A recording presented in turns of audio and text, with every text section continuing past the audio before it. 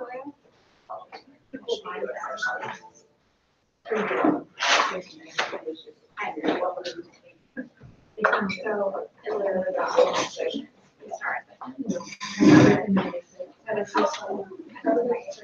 there a way we can get an extension?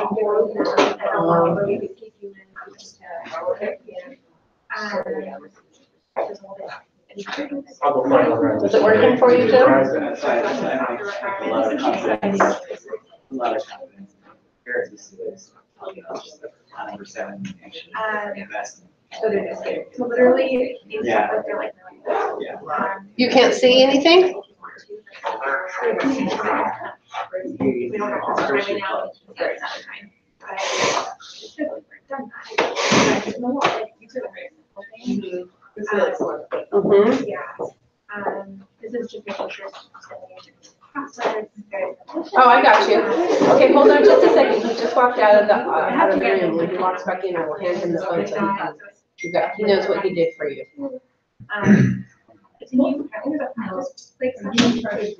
Oh, okay. He'll be right back. He just ran to get an extension cord. Do you want me to have him call you? You want me to call you back? Would that be better? Or you want to hold on? I don't care either way. Although, this is what you're saying, if they take the survey and have to have the session, I will test to start on the film. There's also. So we can talk about that.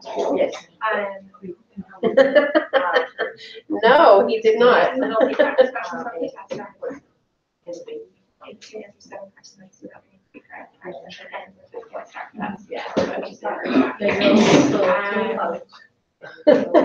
I get you. This is not a day you want to be on. I got you. But it's still nice. Like, this is all set. We can show you pictures. Oh, I'm so sorry. This is all about like the it provides you with like pictures on how to share what it means. This one is. Well, he can jump on your computer now. He fixed it so he can get on your computer remotely. So that's good. He'll be able to, as soon as he comes back in, he'll be able to fix it. What to choose? Which might be dread anyway, but it's kind of nice that it's walk through with them. But then it has it wants you could get the students in the session, which is nice. So you can see them, you can't see you. Oh, they are? Sorry, I'm getting a little weird. I might not be able to take, I like tell them who I am anymore. That's little changes. Oh, my dad, yesterday, I was like, feel like it tired takes of the a few weekend. days too. I still have So, wow. And his dad was in the 90s, so we I'm drinking more tea. Yeah. Like I thought. That's weird. Yeah. Okay. Do you want to try talking to Jay or do you want to talk to Chris? Because Jay's in here right now. Okay, hold on. Here it is. So there's a whole, they have to take the whole section on it, has to plug in. I'm good, Chris. Sheila. Hey, John. This is Chris, I'm Jay. Yeah. I know, but it's like, really super helpful. Okay, so I plugged this into the wall somewhere. Extension cord. Oh, thank you. Oh, wait, hold on. Yeah, once you get it on, and I'll call it.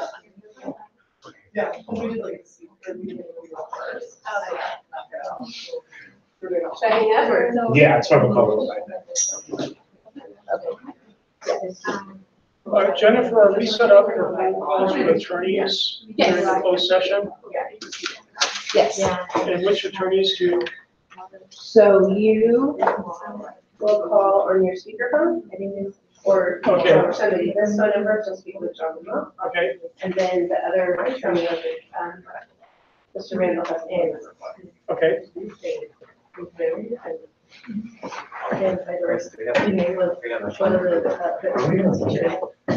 So this is the link I got, right? Just to make sure. You grabbed it from This one? do a little L or something. This. Kind of stuff. That The website. I put the YouTube link on there. I was like, I thought I did. wrong site. I'm just gonna give. I know, that's my joke.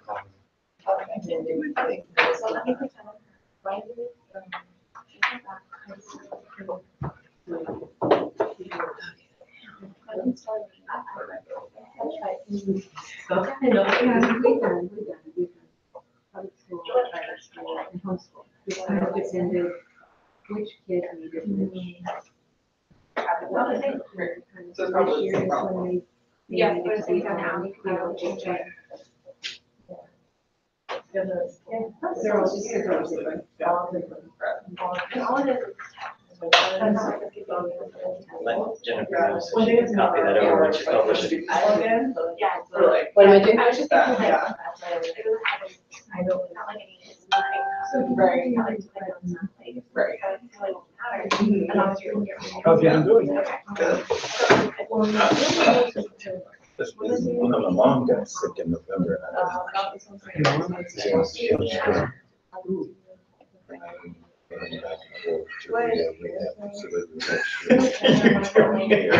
know, that was my fault. Other than that, I see a video about Drake, but I don't see a place where I can.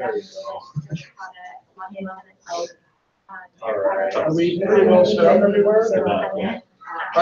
Just about. Jennifer, that link should be functioning now. Okay. Sorry. No problem. You're gonna call Joan and tell her? I'll give her a call. Because she was having an issue hiding herself too. Oh, She doesn't want to be seen. For sure. I'm sure when I need all our licenses. I'm sure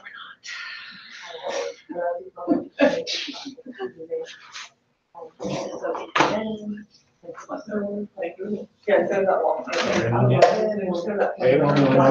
keep this big link live, so I don't want to on it this exact second.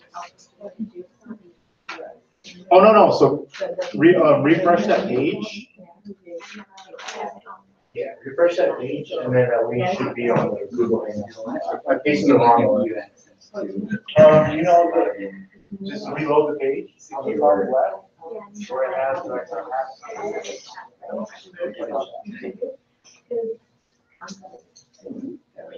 Use it in share password.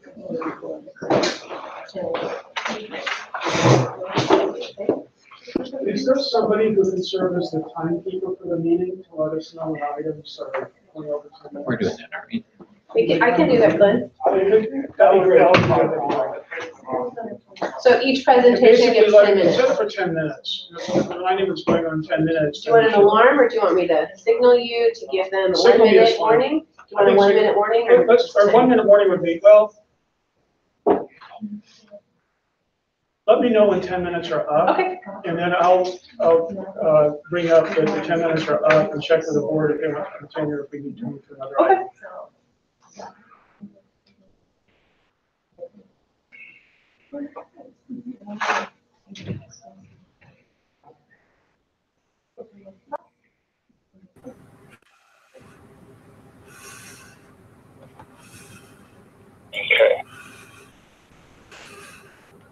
This is Joan. Can you hear me? Yes. Okay. And you need to know, and Chris is there, and you may beat him. He has set up my computer over on YouTube. Sorry, Joe. Sorry. I'll beat him afterwards, John. Right. Beat him. You'll beat him. Thanks, Chris. Thanks. Okay. All right, I'll talk to you later. Okay, huh? Bye-bye. Are all the campuses online? John.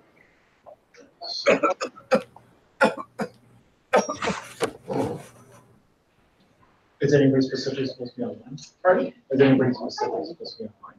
Well, each campus, are they on the feed? Are the campuses on That I'm not too sure. I don't see anybody else besides that.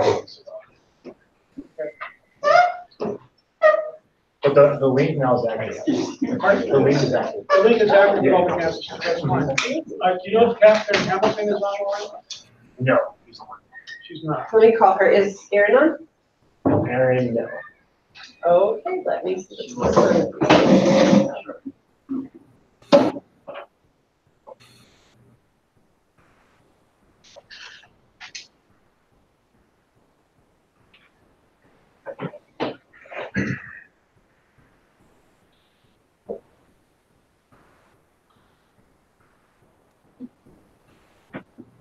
Hi, Aaron. Hi, Aaron. Can you hear us? Yep. Great. Oh, it's fine.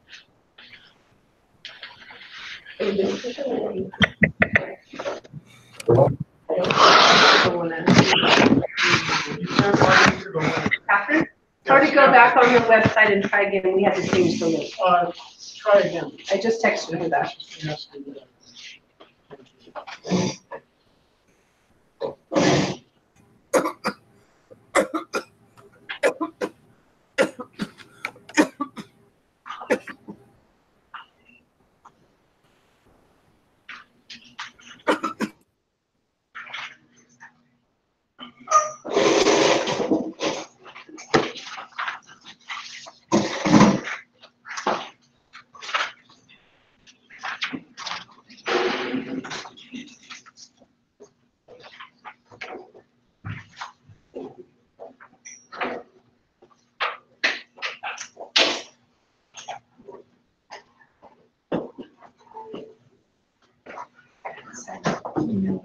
You let me know when Catherine Hamilton's on the line. There's only two people. Oh. Right, and I need that.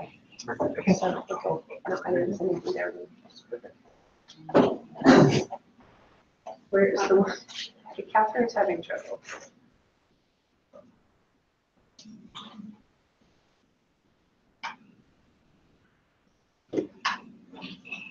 If I go in there, I could just copy the link and email it to her, right? Yes. Okay, I'll just do that. She's having.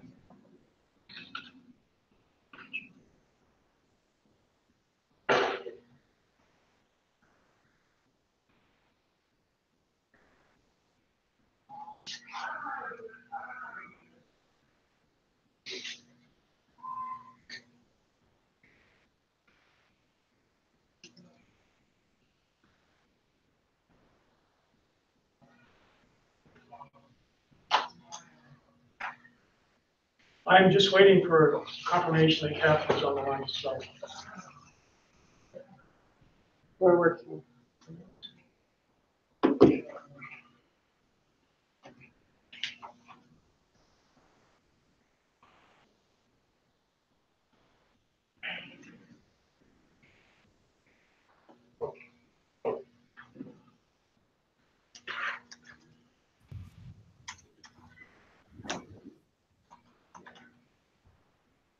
Hi, it's Catherine. I'm on the line.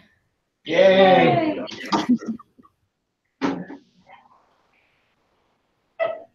Thank you, Jennifer. No problem.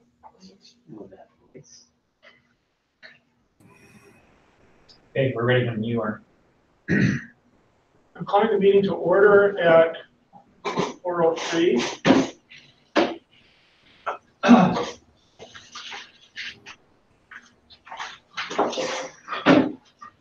Please take the roll. Glenn Noreen, Present. John Fakir, Present. Joe Randall, Present. Aaron Abshire. Here. Next item on the agenda is adoption of the agenda. We have one change that we would like to make, that is to move from the consent agenda. Item D is in David. What was that? D is in David. C, or D as in David. Item D of the consent agenda, we would like to move to item for discussion and action. And other than that, the plan is for us to go into closed session at 4:30. We might move items for information up depending on how far we get prior to the open session item. Is there a motion to adopt the agenda with the two provisos that I made? The first one being moving the consent item D to item for discussion, and the second one having an open session, having the closed session begin at 4:30 and move other items around that meeting. Any suggestion for any motion to approve that? I so move. I second. Please take the roll call. Noreen, Yes. Fakir, Yes. Abshir, Yes. Randall. Yes. The board agenda is adopted. Next item is a board approval of previous meeting minutes. Is there a motion to approve the meeting minutes?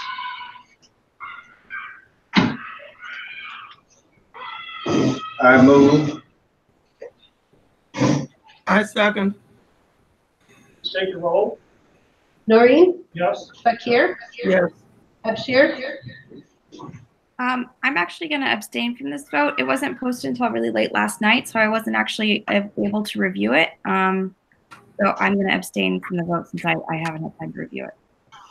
Randall, Yes.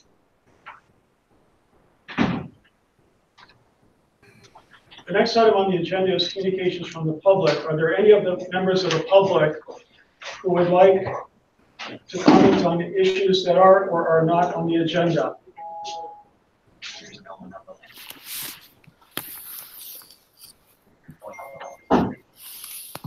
If there are no communications from the public, so we'll move to the next agenda item. That's election of board members to the Board of Trustees. That starts with a report from the nominating ad hoc committee. Can you give us your report?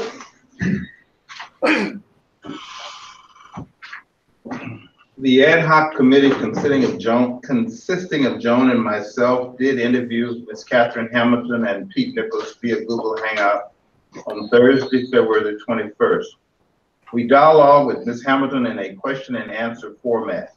We explored questions that we believe best define the Ingenium education experience. We also inquired in the areas of board characteristics, board policies, and procedures. We found her answers to be informative, genuine, clear, and precise.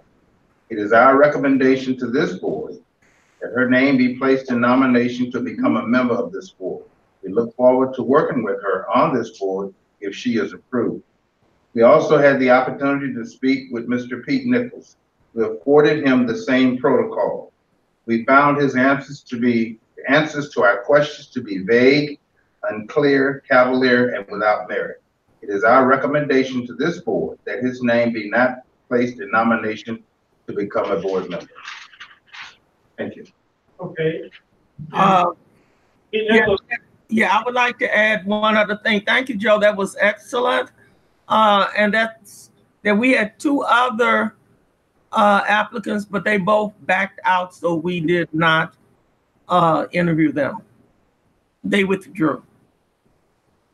That's it. Thank you. And Pete Nichols has withdrawn as well. Are there any questions or answers or prospective candidates to the board from Aaron? I did not know that Catherine had put her name in, so that's pretty exciting.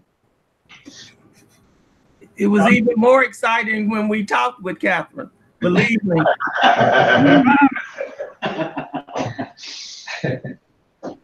Catherine is highly qualified, and I'm excited that she put her name in as well.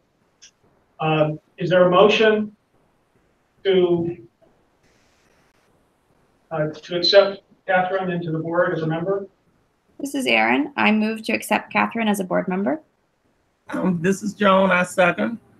Please take the roll call. Noreen, Yes. Fakir, Yes. Abshir, Yes. Randall. Yes. So welcome, Catherine, to the board. You're now on board, Catherine.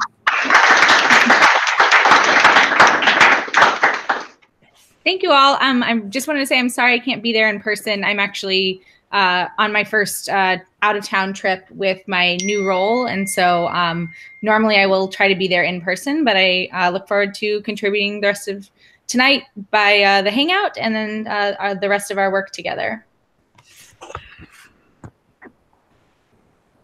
Okay, thank you. The next item on the agenda is closed session, but it's not 4:30 yet. So let's skip down to items for information. First item for information is addressing academic outcomes for ICS grades 3 to 5. The way that I suggest we do these, we have, if one counts the school improvement reports, we have a total of 16 presentations. So what I really appreciate is if those presenting can limit themselves to a 1 or 2 minute introduction. I've asked all the board members to set up questions. We're going to be timing these, and we're hoping that the total presentations with questions will not exceed 10 minutes. But if it does exceed 10 minutes, Jennifer will warn me. I will ask the rest of the board if they would like to consider that presentation and move on to another. Just as an FYI, we already saw 3 of the presentations of the last in the January meeting, so we'll only be hearing from 3 schools. I thought it was 5 schools. I thought we heard from 1. No, we heard from 3. Okay, right. Good. That's okay. Okay, that brings it down from 16 to 14. Good. Okay. Please. Actually present.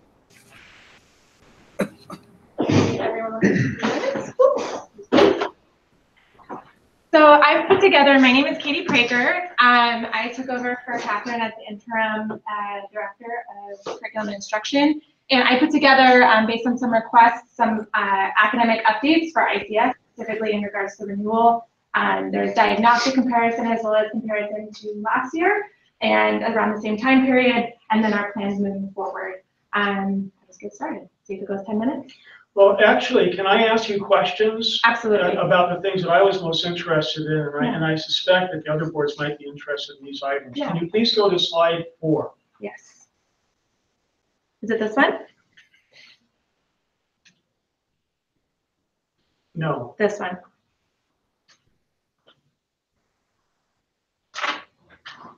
Let me check.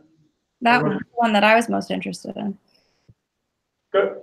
This is slide 4, which compares. I was interested in the comparison between schools or between years. So this is the one that is comparing the years. Yes, this 2000 last year is on the left, and this year is on the I'm right. going to ask you a couple of questions about it. Sure. One is, what grade levels is this?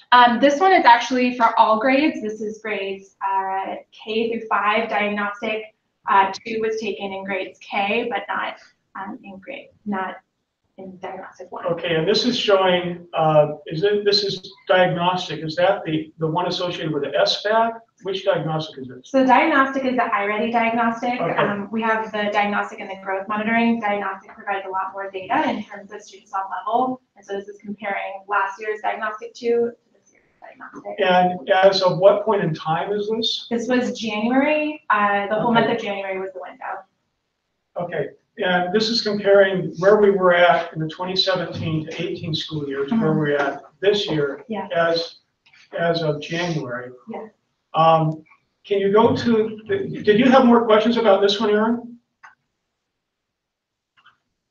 Yes. My question on this one was whether or not you had broken this out for continuously enrolled kids. To see, if for those kids there was an even greater reduction of those in tier 3? That's a great question. It hasn't been broken down, but I would like to. That's something I can work with Lene to do. She's our data analyst. So I can have that as something that's a follow-up to the board meeting. Okay. Can you move to the next slide? Sure. Now, looking at this one, it appeared that there's a bigger jump at the 3rd through 5th grade levels, which are the ones that we're most concerned about in terms of renewal. Yes. I have that correct. Yes, you so do. It's better than what we saw in the last one because this is limited to the 3rd through 5th grade. Yeah. In this comparison, you can actually see how each grade level did from last year to this year. That being said, like 2017-18 school year, the 2nd graders are now our 3rd graders. And so you can see that there's a little bit of a change in that. Yeah, so we can see some modest improvement, and this is giving us some encouragement with regards to being good at the CASP at the end of the year. Yes. And I would say the converse popped out to me of those 3rd graders who were doing so well. It looked like in 17-18, and then what happened in 4th grade. And I saw a similar thing on math as well. Yeah, there's a typical, at least in this comparison, this one's reading and we can go to math. There is a drop in 4th grade, whereas in 3rd grade it's continued to increase, which is the highlight. Yeah, Katie, I have a question because when I was looking at that and I can't see the way the slide is with the attractive people at the bottom. I do remember that grade 4 was not doing as well as grade 5.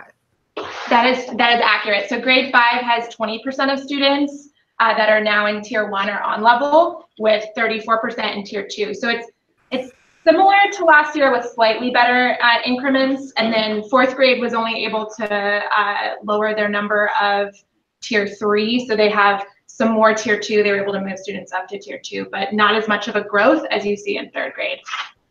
I have to admit being confused by this. Yeah. So let me try to walk through that. I'm looking at grade 4, 2017 to 2018. The green is on level. They're on level. Seeing a very small number on level on grade 4 in 2017, 2018. Yeah. I'm seeing far more on grade level 2018 to 2019. In this What case, am I missing? In this case, here is grade 4, grade 5 is Oh, hidden. I'm sorry, I compared the wrong one. Oh, okay, so that's what we're saying is reducing, that's what the concern is. Yeah. I get it. Yeah. Okay. Katie, Thank I'd you. like to ask a quick question. Just in grade 4, it looks like not all the students were tested. Have all the students been tested at this point and the data possibly be able to be pulled again? Because it looks like less than half the kids were tested in 4th grade. Yes, I think that has been updated very recently, so I can check and pull, but the participation rate. Your diagnostic 2 window was much smaller. And so they might have needed to expand the window in terms of going a little bit into February to get all of their students. So we can pull that information too to have it more updated for grade 4. Can you go ahead. Any more questions? Yeah, I was just wondering, has there been a conversation with that team or with the leadership just about 4th grade and understanding, kind of as Erin pointed out, last year in 3rd grade, about 40% of them were on level, but that now in 4th grade, only 10%. Has a conversation started? Is there kind of any understanding about why that is?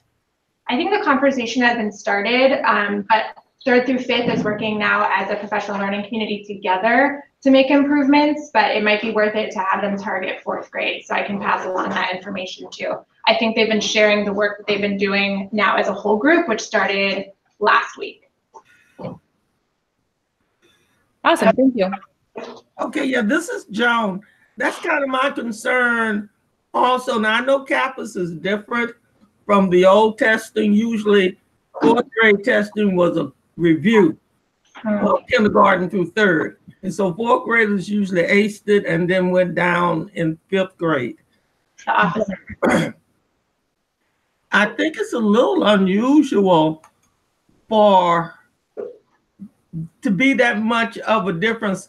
I'm kind of concerned, like Erin, how many of those 4th graders have been with us? Agreed. For a while. I think that's wonderful to point out because I know they had an influx of new students. So I think that data, as well as making sure that we have the updated participation number of students assessed, would give us a better idea if it's going to be the same lower percentage, and then to address that specifically with 4th grade, like Catherine said. Okay. Yeah.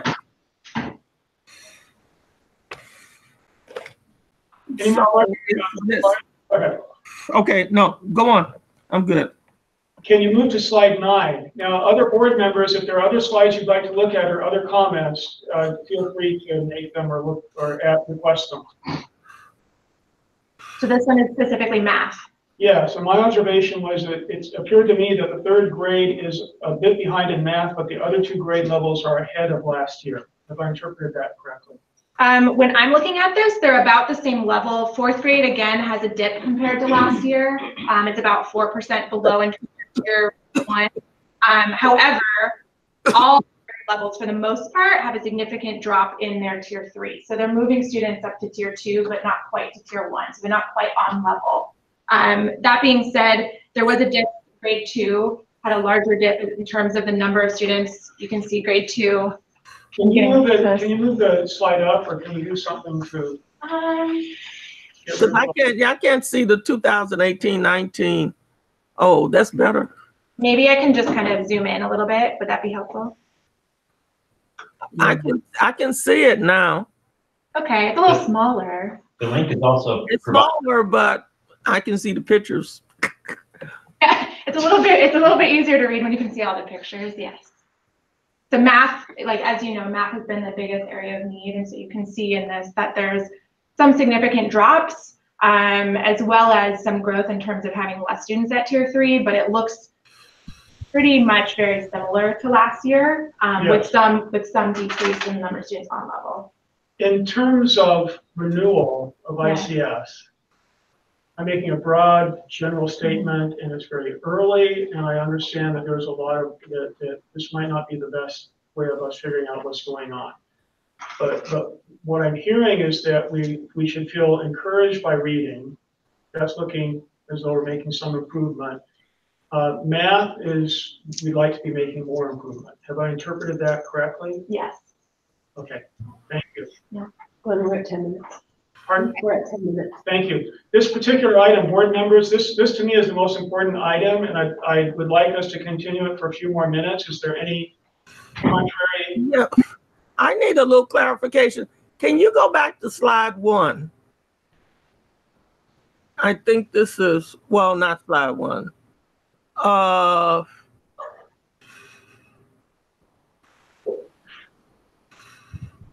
This one, John? No, back, you were there. Okay, this one? Yes. I thought I was, okay, when I started with this, I thought I was comparing 2017-18 to 2018-19. And I see January diagnostic 2 as February 2019. But I see diagnostic 1 as August, September 2019. Oh. Is that a typographical error? No, so slide 2 is actually comparing our diagnostic 1 to diagnostic 2 of this year, just to see what the growth has been from the beginning of the year till now with the same group of students. But we started in August, September was 2018. 2019, the academic year. Yes, you're right. Sorry, that is you're right. Oh. I got excited.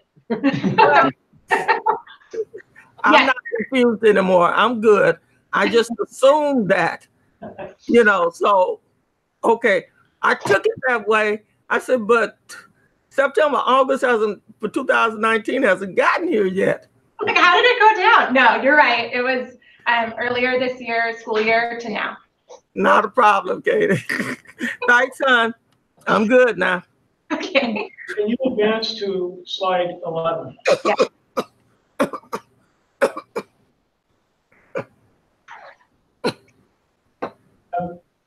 I'm trying to interpret this slide, and my question is this, it says, it shows that the ELA proficiency last year on the SBAC was 28%. And as of the second diagnostic this year, it is 30%. Is that where the kids are right now, or that's a projection of where they will be given the SBAC correlation? Algorithms and so forth. So this is a brand new report through iReady to actually predict proficiency on SBAC. So last year, overall ELA at ICS grades 3 to 5, the proficiency overall was 28% in reading, or in ELA. And what the new report is showing is the predicted proficiency rate for the end of the year based on how students are doing now. So right now it's predicting 31% at the end of the year. Our goal is by diagnostic 3 to see a larger jump. Okay. And that was ELA, the math proficiency last year was 18%, and as of now is projected to be 20%. Yes. Again, you're working on what you can do. I was surprised at how similarly accurate it was. It's very similar to the same although last year talking about how it was at the end of the year, and now we're already at that percentage rate. So the hope is that you can only see growth from there. Yes. This is the first year we're using this particular technique, and it's going to be curious to see how accurate it is at the end of the year. I agree. Yeah. Are there any other questions about this presentation? I just wanted to make a comment that there was such a large percentage of kids who were just on the cusp of being there. And so one of the theories that we're operating off of this year is that we hadn't done enough with just test taking skills. And so I wanted Katie to address, you know, what's being done about that this year, because it's pretty robust what they're attempting to do. Yeah, I'm happy to.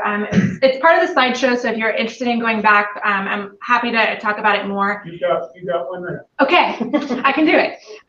Starting in slide 15 is talking about some of the steps that are being taken specifically at ICS. It's a bigger, more robust practice there, and then the same practice is being going to be used at the other sites. They're going to have 3 cycles of IAB administrations to start supporting students in accessibility, understanding of the content, and they've already started that. So every grade level 3 to 5 has already administered their first IAB is in the process of hand scoring, and you can see they've started doing some data analysis using a protocol, working as a team to talk about different ways they can tailor their instruction during certain blocks of the day to actually meet the needs of the students that they see from those IABs. So they're actually taking the data from the interim assessment blocks. This is actually going to be useful because we have now an IAB Write project for all of our sites, and some resources that weren't previously shared as widely that are now being used, including new release questions and ways to access those to do more test prep. And so that's the biggest push we're making right now, is really amp up test prep, with ICS being the focal point and having those 3 rounds, which is the most. I have a quick question. In getting the children, especially the children who are on the cuffs, are students, I noticed when I was doing some research that there are online games. Actually, classrooms can register and play the online games, prep for CAPAs. Are we doing any of that? Other than iReady, we're not doing specific games. The theory of action we have right now is that having them actually go in and track their progress and actually access the IAB itself might support many of them who have not used to access, like our 3rd graders, our 4th graders and 5th graders who aren't sure how to access some of the task types themselves. This will actually give them real applicable practice. And they're going to be doing some cycles with their teachers. So the hope is to improve engagement because of the work that the teachers are going to be doing during the day with some of the release questions through Google Classroom, et cetera, but not the use of specific games yet. Okay, well, there's a lot of research done on the value of games, and the games they can do at home. So if someone could go in, I went in, but actually teachers have to register their classes or the school. So I didn't check that, but when my students were tested, I always use games. Yeah. And the children love them. They play the games against their parents. They play the games with each other. They would even stay in at recess and play games at school. They would play them at home. And they did pretty much like I used to run about a 95% in the green with my students. So, you know, it is brain-based, and it's just a additional way of engaging the children. I think what you're doing is great, but I think this would also give them additional practice. Thanks, Joan. Do you have specific websites you could send to myself or to David and he could share with me? I will go back and do my research. I'll do it too. Send them in, okay, huh? Sure will. I have one additional question or comment I wanted to ensure I got correct. Yes. The test prep plan is new. We have not been doing it yet. So its effects were not registering on the January assessments that we've seen. No. And our hope is that by deploying this strategy, we will see a boost in the end of year cash results, among other things that you're doing. Yes. So the hope is that this will not only boost CASP results, but we'll be doing a diagnostic, 2 more diagnostics this year to continue to predict proficiency. Okay, and we're focusing this just on ICS? Yes, or this one is solely on ICS. However, the test prep project is something that's actually Ingenium wide. It's tailored a little bit differently for each school site based on their needs. Like middle school is a little bit different, for example, but they're going to be doing similar cycles with an IUB, with the interim assessment block. Okay, thank you very much. And it's time now for our closed session. So I am going to declare us in closed. Well, let me see what I need to do.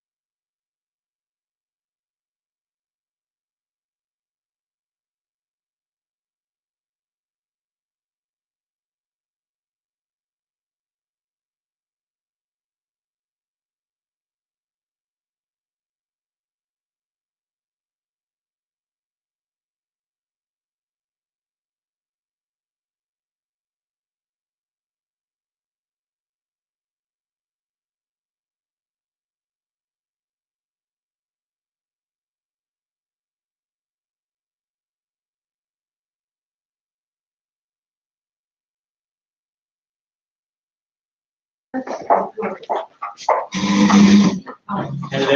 we're back. Can you guys hear us? The Board of Trustees is returning to open session at 5:20 p.m. There is no action taken in closed session. Unless there's no action taken in closed session. Okay, Glenn.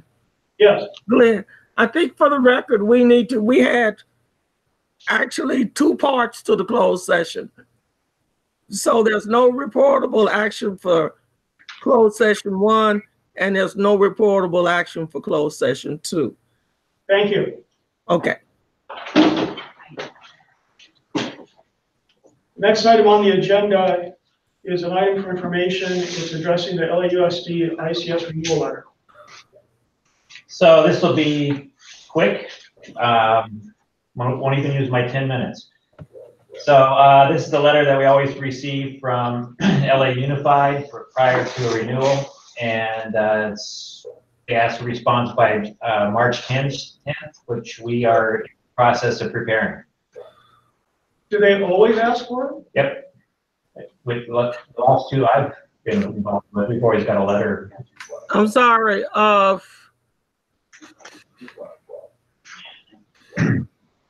What were you saying, David? What are we preparing?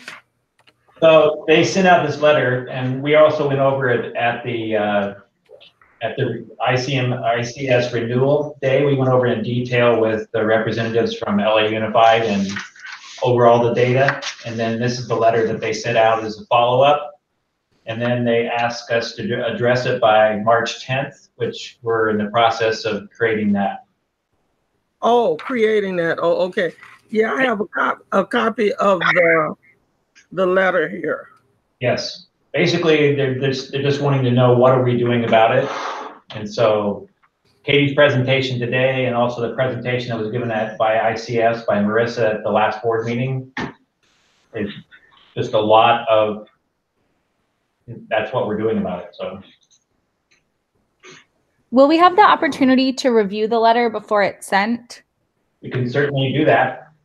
Wonderful. And then just to clarify, I think they want it by March 8th, not the 10th. Yeah, I was going through the letter now to check the date.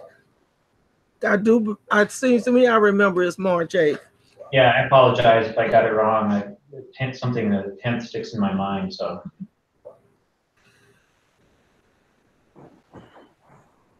Yeah, but okay.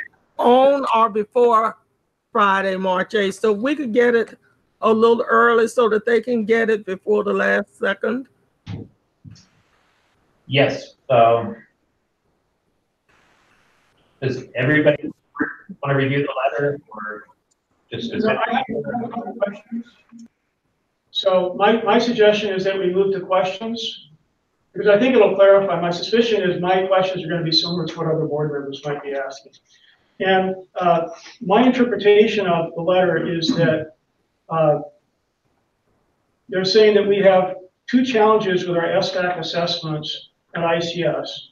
One is the absolute level being lower than the resident schools median. And the other one is that the SBAC results have been declining. So those are the two issues.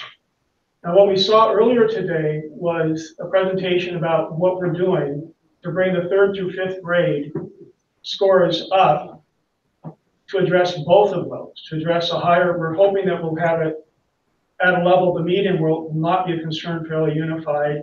We're also hoping that it will increase enough so that it won't be a concern for LA Unified. That's my interpretation, is basically what's going on.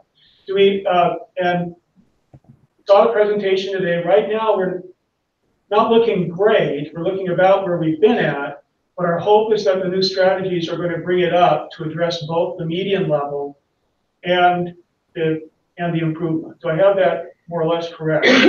Right. Okay. And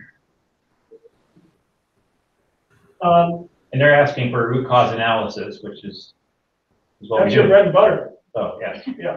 Okay. Good hat for you guys. Clarification. The previous LA Unified renewal we had was ICS. We did not get a letter like this. It's sent out when the results merited. All I know is we got the same thing for Clemente and for ICMS. Yes, okay. So. My other question is that I understand that I need to sign the March 8th letter. What I envision is that we will not go to the full board for approval. What will happen is you will prepare and send me a draft. I'll circulate it to the board members. If they have any comments, they should let me know about it. But otherwise, that's what I will sign and send out. Any objection to that? Any concerns from the board members? No, that sounds great. That's fine with me. And my last question is, we don't really know what median level we need to reach or what improvement we need to do that's going to make LA Unified say you've done it. It's kind of vague and open. Do I have that correct as far as we understand it? Yeah, that's true, because we don't know what the median is going to be. Yeah, that's right. It can move. So it could go up, could go down. We could exceed it, a lot. And, I'm encouraged by the fact that it was stated earlier that we have such a high percentage of kids that are on the cusp of meeting or exceeding. So that's why so much of the effort right now is going into making that happen to get those kids over that line. And if that happens, even if we get a percentage of those kids, we're going to see everything go up. So I also wanted to state that everybody at ICS is working to full capacity, and I'm almost concerned that they're getting burned out because we put such emphasis on them getting these scores and getting over that level, and both the administrators and the teachers. So we're really monitoring that as well, because they're doing after-school programs, they're doing all kinds of in-class programs, and now test prep programs, and there's just a lot going on, as well as all the enrollment process we have happening. So we can't bring any aides in or anything to help with. Yeah, we have aides coming in. We have help people. We repurposed a number of different people. Enrollment people are on campus helping as well. So we're pretty much throwing every resource at it we can. So. Any other questions? Shall we move to the next information item? That is, the school is designated for support under the Every Student Succeeds Act. And please just make a very brief. Yes, I have two items. So for this one, I'll make a brief explanation. So ICMS recently got a new grant. It's called PSSA, CSI grant. CSI stands for Comprehensive School Comprehensive School Improvement. So it's a lot of money. It's $166,000. So the criteria for a school for getting this grant is if you're high school, your graduation rate is below 67%, or if you are at least lowest performing 5% of the Title I schools. So ICMS falls under the second category. This is and they're the only school that we were notified. Yeah, this is the only school that we were notified who get this grant. Right. So it's a lot of money, but unfortunately it's not a free money. It comes with a couple of strings attached. One of the requirements is that we have to develop and implement a plan inside the LCAP template to develop and implement to develop and implement a plan. Sorry. I'm going to cut you off. Okay. I'm being aggressive about managing the time. That's fine. I read that, and that was in the document. Okay, so I have a couple of questions, unless another board member wants to hear more about it. I just wanted to confirm that you guys submitted the application last Friday. Actually, yes, we did. I did. Okay. We approved. So it's very around. Yeah, everyone who applied got approved. You just had to apply, and so the people who didn't do the step to apply don't get the funds. A couple comments. This is not a badge of approval. We're getting this money because ICMS is in the lowest performing 5% of Title I school. Yes. Is this new or? This I is don't new. remember us ever I having. think it's approved by the legislature in January. Okay, so it's in your program. So I don't Yes, remember ever having a school. It's a federal requirement, and CSI schools are going to get identified every 3 years, with the exception of schools being identified this year and next year. Those are comprehensive support and improvement. There are also additional targeted support and improvement schools, which are just if you're underperforming with certain subgroups. So the comprehensive one means that you're underperforming all student groups across all of the indicators on the California school dashboard. And ICMS is the only one that got this designation. That's correct. So that's a little bit positive. None of the other Yes. schools got the designation. Yes. So we can feel a little bit good about that. Maybe. Yeah. But hopefully we won't also then not be eligible for it. It's better not to be eligible for it than eligible for it. I think So so. hopefully in the future, we won't have other schools slip into this. Yes. And hopefully ICMS is going to slip out of it. ICMS is what? ICMS will grow out of it. Yes. Hopefully. Yes. Okay. Any other questions on this this item? Thank you. Let's move to the next. Okay. The next item is still mine. It's financial and budget update. Yeah, I'd rather, so on this one, Yes. I'm going to ask again if we can limit this one to questions, unless we have a, That's you want to fine. give us 1 minute, but I've looked at I've seen the whole presentation, of course, Okay. but the other board members have had an opportunity to look at it. Okay. So before I ask questions, let me ask if any other board members have questions. I didn't have questions. I had two things to point out, though. Number one is that the CDE did not apply for PCSGP funds this year. So that is something that's unique and hasn't happened as long as I can remember. So it's just something for us to think about, that the pool might not be there for the next few years. Also that my board expiration date on the audit was actually incorrect. My 3-year term expires June 2019 because I became a board member on June 2016. So I didn't know if that needed to be corrected. So, Aaron, can you say that again? The Her board expiration date needs to be changed to June 2019. Okay, that's on the audit report. Okay, I got it. I think that probably doesn't matter for now because it's already being submitted to CDE, but I'll make sure the audit change that in the next audit session. Does it show May or it shows it? Yes, it was part I of think there are the historic reasons for that. And Jennifer, my suggestion is over time, we make them all on June 30th. That would be I would agree with that. Yeah, so for example, Catherine was just voted in today. We might want to see what we can do to ensure that her term ends on June 30th.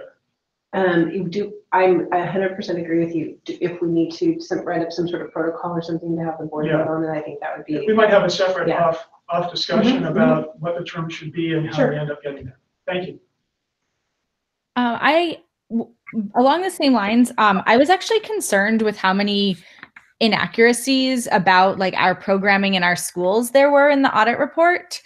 Just in like our enrollment, the addresses of schools, the names, and also, as Aaron pointed out, the term member limits or dates.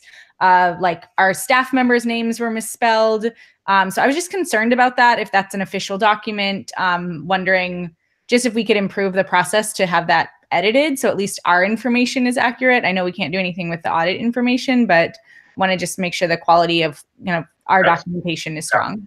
In the past, so our audit report deadline is usually the December the 15th. So in the past, they usually get the report to us probably 2 or 3 days before the deadline. So in the next cycle, I will try to push the auditor to get us the report at least 1 or 2 weeks before the deadline, so we could have time to review it and make sure all the factual information is accurate. And then I also had a question about in your in the audit, I think it referenced that we plan to be on track to pay CSC's loans by June 30th, 2019. I think that was on page 14. And I just wanted to know an update if we are still on track to pay the CSC loans by June 30th, 2019. So it's basically recycling. So basically we borrow in advance for 2 months. So for example, in January, we borrow the receivables in March, and in March, we pay back the receivables that we borrowed in January and reborrow again from the April's receivables or May's receivables. So it's a recycling, and I don't expect we will get out of the receivable sales probably in next 2 years. So it will be dependent on our how fast we can build up our reserves. But so far, we still have receivables with receivable sales with charter school capital. Okay, thank you. Any other questions from other board members? My question, or just I just want confirmation. When I read the audit report, it doesn't look like there's any exceptions. There's no. It's a clean audit. Yeah, it's a clean audit. So we got the clean audit for the past, I think, 3 to 4 years, 4 years in a row. And I also noticed that net assets are increased by 600,000.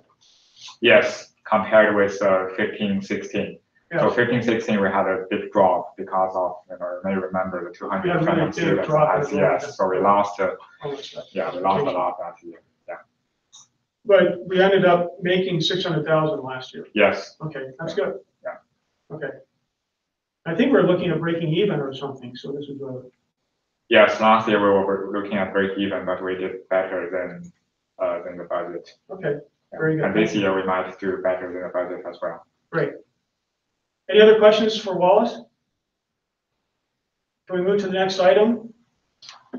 That's the CCSA multiple measure review. So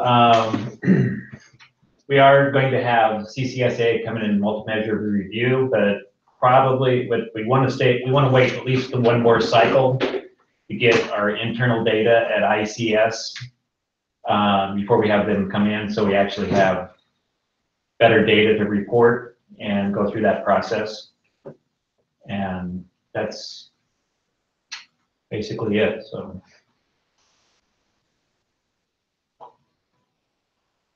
Anybody have any questions about that? Any questions or comments? I have a brief comment about our approach. I know that you have concerns about CCSA's approach to the whole process, and that you don't really like it. My suggestion is that in these circumstances, I don't think it's a good idea to go back to CCSA and criticize them for their approach. I think a better approach, I'm going to ask other board members if they have any other comments like this, but I think a more productive approach from us is to accept the comments and do what we can to improve. Any other board members have a comment on that? I don't know what you're talking about, because nobody on our staff has gone back and criticized them over the multi-measure review process.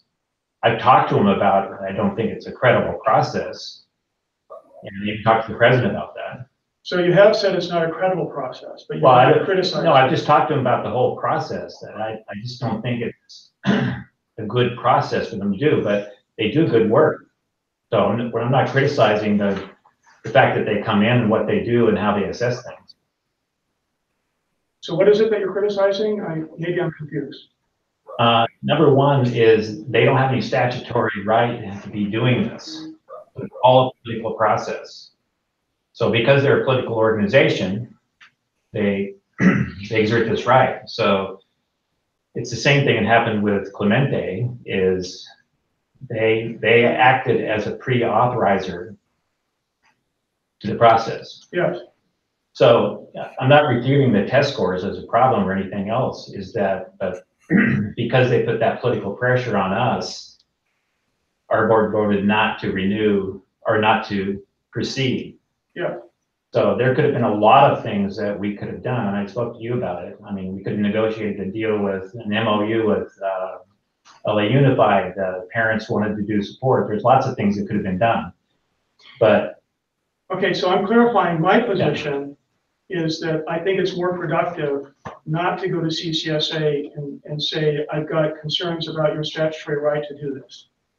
I think it's more productive to accept it thank them for the comments, and do what we can to improve. We're doing That would be that. my position. Is there any other comments from board members with regards to that approach? Glenn, I'd like to agree with that. And I think not only have them come in, but ask them, what can you do to assist us on this journey so that we can do the very best to make sure that we renew? Because they do have resources, they have suggestions. That's exactly what we did with ICMS. And we worked with them for 6 months to prepare the renewal. You mean Clemente? No, ICMS.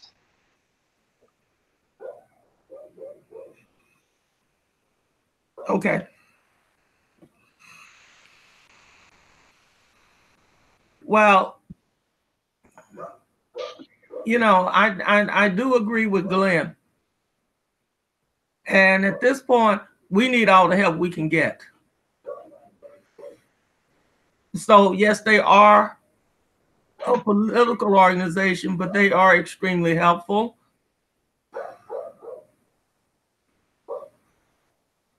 I don't know where the disconnect here is, because that's exactly what that's the way we view them, and we're bringing them in to help us analyze data and go through stuff. The only issue is timing, and we're just waiting for another month to get one more internal cycle as to what the data is producing, which will be helpful to IC or to CCSA as well. So. Any other comments? I would like to move on. We have limited time. Okay, let's move on to the next item. That's the Ingenium Life Behavior Culture Plan. And, Hello, Jake, everybody. Can you hear me? yeah, so Jake, I suggest you give a 1 to 2 minute introduction and let us ask questions. Sure. Let me share my screen.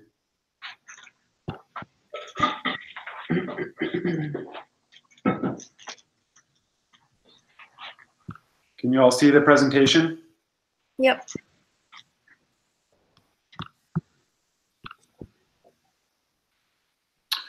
Okay, so I was asked in November to share a little bit about what we're doing to improve student behavior, because some of the results that we've seen and comments we've seen on Joy at Work, as well as our office discipline referrals, have indicated that this is continuing to be a problem, and it's getting in the way of student learning. And so I put together a slideshow of a few of our guiding theories, which I believe you've all had a chance to review. And then just an overview of the pieces that we've implemented since the fall of 2016, all the way up through the work we're doing now. The major work of this year is really around putting in Tier 1 supports for all of our students. So excuse my voice, I'm sorry, I'm just getting over a cold. But the majority of the work this year is being guided by the tiered fidelity tool that was developed by PBIS. And our main focus is on getting common school-wide expectations that are explicitly taught, putting in social emotional learning supports, making sure that the classrooms are a positive place and that all kids have access to those supports. And then I'm not sure how much you want me to go into it before I answer any questions, but is there anything else you'd like me to share? Questions, because we haven't had a chance to look at your presentation, and I'll ask first for questions from other board members. I didn't have any questions. I totally appreciate and I believe in MTSS, and I'm glad we're utilizing that.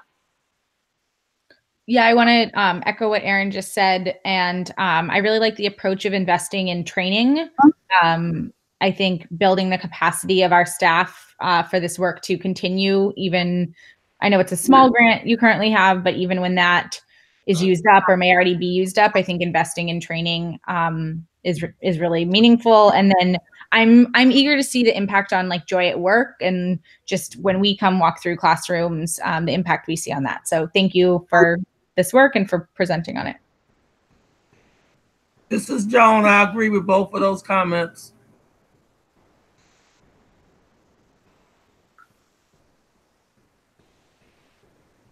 Any other comments? I've got a couple comments. One is there a student behavior question? We're tracking student behavior, I think, largely through the measuring referrals. Is there a student behavior question on the Joy at Work survey or some other means of measuring teacher perceptions, maybe from youth truth surveys? Yeah, that's a great question. There's actually a series of questions on that. And after this next cycle of the Youth Truth survey, which is coming up at the end of March, we'll be able to see some growth data from the beginning of the year to the end of the year. Because last year, as we discussed in a previous board meeting, we wrapped up with the TNTP survey to get a full year cycle, and this is the first year that we've done a staff survey with the Youth Truth. Which the other benefit too is that this gives all of our staff the opportunity to share their thoughts as opposed to just teaching staff, which the previous survey did. You'll share that with the board after you get it. I'd be happy to. Thank you. Another just comment. I tried to find out more about PBIS systems, and I went online and looked at a couple presentations by exemplary schools. I'm really surprised by the extent to which they rely on extrinsic rewards. Was I missing something, or is that allowed under PBIS systems? There's just a wide array of. It didn't look like our classic intrinsic motivation. Yeah, great question. If you go and look on PBIS's website and look at the kind of their key components, the component that often ends up manifesting in extrinsic motivators is recognition. PBIS is explicit about the importance of recognition, and they even state that sometimes schools resort to extrinsic motivators, but as we know, there are many ways to recognize positive behavior in the classroom, and we're taking the approach of sticking with intrinsic motivation and recognizing when kids do the right thing and letting them know, and putting in systems that align with our current philosophy.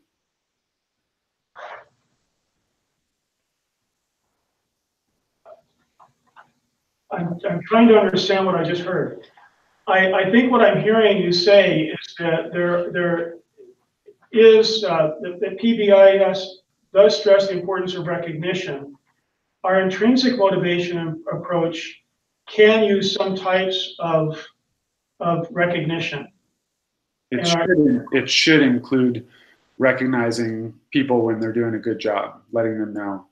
Okay. And my last question on this item is can you give me some sort of case study or example of a school or a school system with demographics similar to ours that are succeeding using intrinsic motivation systems like what we are deploying? Right at this moment? No, not right this moment. So I'm not asking for it yesterday, but I would really appreciate, in order for me to enable to envision what this is going to look like, and to see it succeeding with demographics like ours, I just like to see an example where it's being deployed successfully using demographics like ours. I've heard some comments by teachers that they're not sure that a full intrinsic motivation system will work effectively with our demographics. So in order to be proven wrong, I'd like to see some examples of where schools with demographics like ours are succeeding. It doesn't have to be done yesterday. It'd be great if it could be done by the next meeting. It'd be nice if it could be shared in advance, and then we might ask questions about it. Sure. Okay? Yeah. Any other questions for Jake? Let's move to joy at work and staff retention update. I don't know if Melody's on. She's on a plane right now, and she was having issues with her Wi-Fi connecting Okay, to the let's, meeting. in that case, So- let's skip it. Okay. Unless there are questions about it. The next item is LSM and PLE update. What, was there a question? Yeah, I had just a couple of things, and maybe we can just bring the comments back to Melody. Maybe she can report back next time. So I saw on the employee turnover charts that we were looking at it by calendar year, and I wondered if it would be more helpful to look at it by academic or fiscal year. And then also it would be really helpful for some of the charts if the axes were labeled so that I kind of understand the difference between the percentages, especially on like the turnover by school and turnover timing. So that would just be great. Thanks. I wanted to make a quick comment that if I'm interpreting it correctly, I just wanted to show some appreciation for Dr. Perry and Mrs. Smith. The teacher turnover rate at Box has gone down, it looks like dramatically over the last 3 years. And I think generally that's a testament to leadership. And so I wanted to point that out and just send some appreciations to them for their work. Great, thank you. Any other comments on the HR presentation? Let's move to the LSM and PLE update. Okay. So this should be, here, I'll make my way there. No, that's okay, I didn't try anything. So this was the presentation that was prepared in January, but it still holds true today. I'm happy to go through it, but if you'd rather just ask questions and go to certain slides, we can do that too. My suggestion is that we go directly to questions. Okay.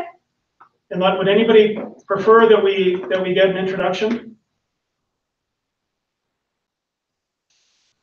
Okay, please, do any board members have questions for Katie on the PLE or the LXM? No questions for me. This is Erin. No questions. I thought the report was very informative.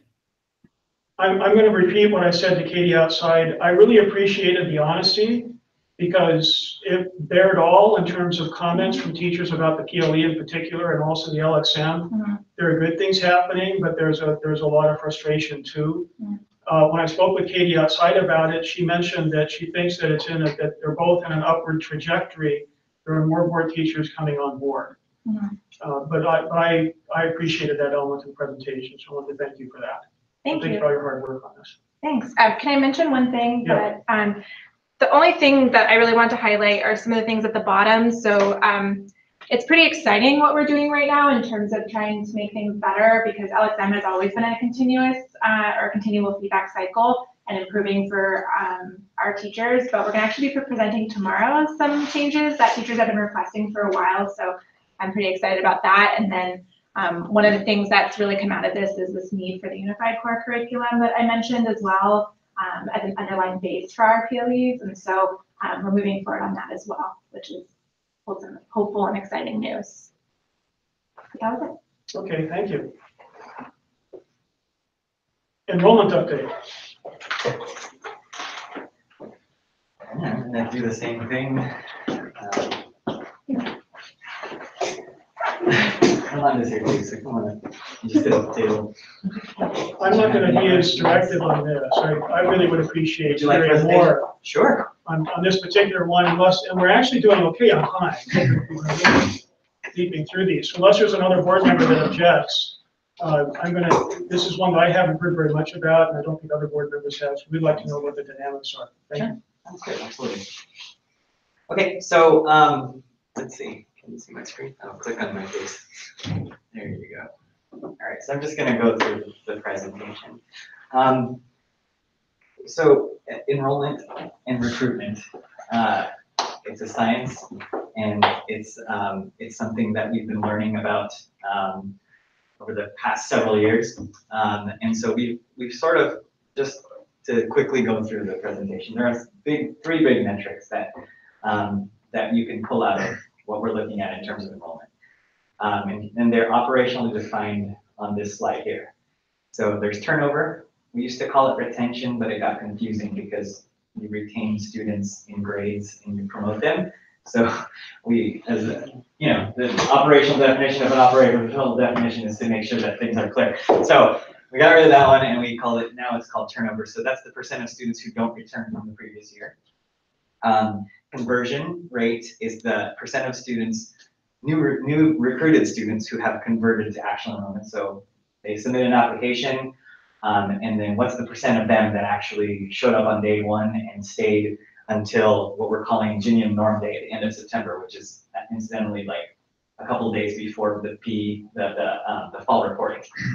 And then the last one is attrition. So that's the percent of students who leave us during the school year. So ideally, you want to see these metrics do what the arrows are showing you. You want to see turnover go down because you want more students to return that are eligible. You want to see conversion rate go up because if you get 100 applications, you want to see all 100 of those kids end up in your school, right? And you want to see attrition go down. You don't want kids to leave during the school year. You want to be able to keep them, retain them. Okay, impressions so far? So we basically took a look at the big three across the last several years, 2013, 2014, all the way up to 2018, 2019. We don't have any conversion rate data from 2013, 14 all the way to 2015, 16 because largely the enrollment process was sort of done really organically on spreadsheets, and you can attest to what happened prior to having a system that tracked all this kind of stuff. So I don't have a good guess in terms of what the conversion rate for those years were, but I can show you what the conversion rates were in 2016, 2017, 17, 18, and 18, 19. Keep in mind though that 2016, 2017 is sort of special cause kind of year. It was the revocation year. That was also the year that the person that was in charge in the home office for enrollment stopped working for us. There was no one working for us. So there was no one that could take over the role. And we also started to roll out through her implementation, the new Schoolment system, and no one was really trained up. So the number you're seeing there at 12%, I can't be confident that that is the conversion rate because some of the kids went through that process and some of the in Schoolment and some of the kids didn't. So that number, I would put an asterisk on that. But I can show you what last year's conversion rate was, 23.2%. So 100 kids submitted an application, 23 of those kids, 23.2. That's nice the kid in half. But 23.2 kids ended up at our schools on day one and up to the norm day. Thank you. You also have to understand that not all of them will show up anyway because of a couple of things like our lottery that occurs. So a lot of them go into the limbo area, which is the wait list, right? And so we had yeah. So 2016, 2017, we know the data might not be right, but basically what that is saying is that 12% of the students who were enrolled did not show up, or 12% of them did show up. So conversion rate has to do with new students. New students. So this is, and what this is saying is that of those who told us they were going to come, of those who have submitted an application, those who submitted an application and were accepted. Not accepted, just submitted from the very beginning of the process. 12% of those who applied, yeah, ended up enrolling the first day. That's right. Then the next year is 23.2%. Correct. Who submitted applications showed up the first day, and the next one, 20.4% showed up next day. I understand. Okay. Cool. So that's historical conversion rate. You'll also see TO, which is the turnover rate. I do have data because we had Power School to see what all the turnover for every year was. So you'll see that we're sort of hovering around that average of around 20-ish%. Or sorry, 16, 17%, yes, turnover. And then attrition, you'll see that we're hovering around, like, 8% attrition rate. Now, what I don't see here is those that we thought were coming and then did not come. Am I missing that, or is that? So which particular students are you talking about? The students who, New or returning? this is new. New students. So we have it for returning, but for new students who say they're going to come, and we've got a slot for them, they've been accepted in the lottery. We're expecting them to come, and then they don't show up the first day. That's conversion rate. That's conversion rate. So conversion rate are the new students. Turnover is intent to return or returning students. So those three are captured here. And attrition. So if I'm interpreting this correctly, we accept the application, we have them in our Mint system. Yes. We're expecting them on the first day of school, but of that group, new students, only 20% of them actually showed up the first day. Sort of. Okay, so the 20% is starting from when the student submits an application. Initially. So there are several steps before they become a student. Yeah. And that is they have to go through lottery. Yeah. And then if they're offered, they're made an offer, then that's the next step, made an offer. The following step after that is the family needs to accept the offer. Yeah. And then after they accept the offer, then the next step is registration. Get them through registration. And then after registration, the registration is verified, they've completed all of the paperwork. Yeah. And then the final step is they're actually there. Now, my understanding of where we kind of had a breakdown, and this is a process, and I'm just trying to understand. Yeah, no worries.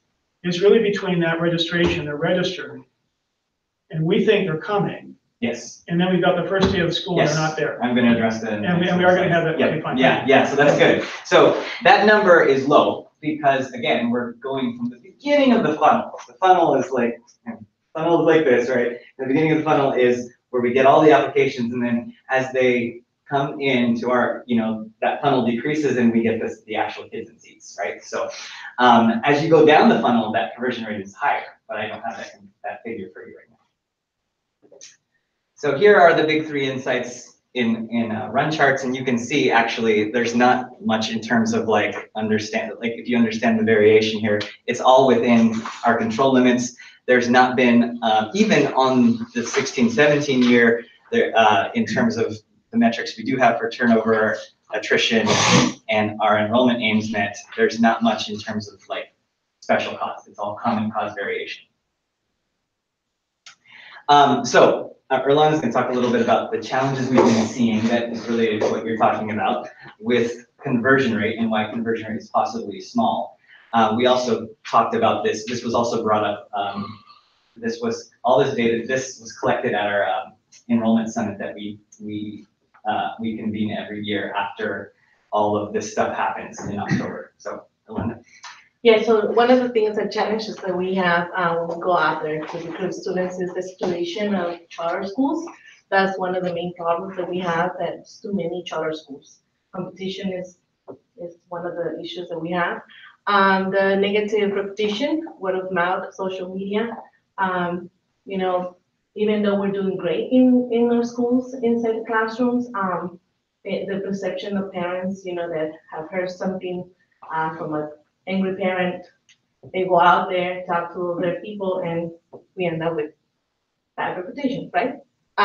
Also the poor customer service, like answering the phones, campus visits. So we're working on that, on address that issue, because I think that one of the things that parents want to see the first day that they come to visit the campus is, a welcoming environment. So we have issues with that in our campuses, and we're trying to improve.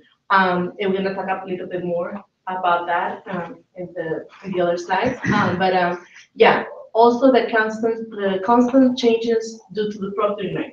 So that's another issue, because we're predicting a certain number for our CAP, and because of the Prop 39, we end up having less students than the actual prediction that we have before the first day of school, and also the little publicity for the 2 new schools. So that was another issue that we have. We have just a little bit of time to go out and tell the people that we're gonna open the 2 new schools.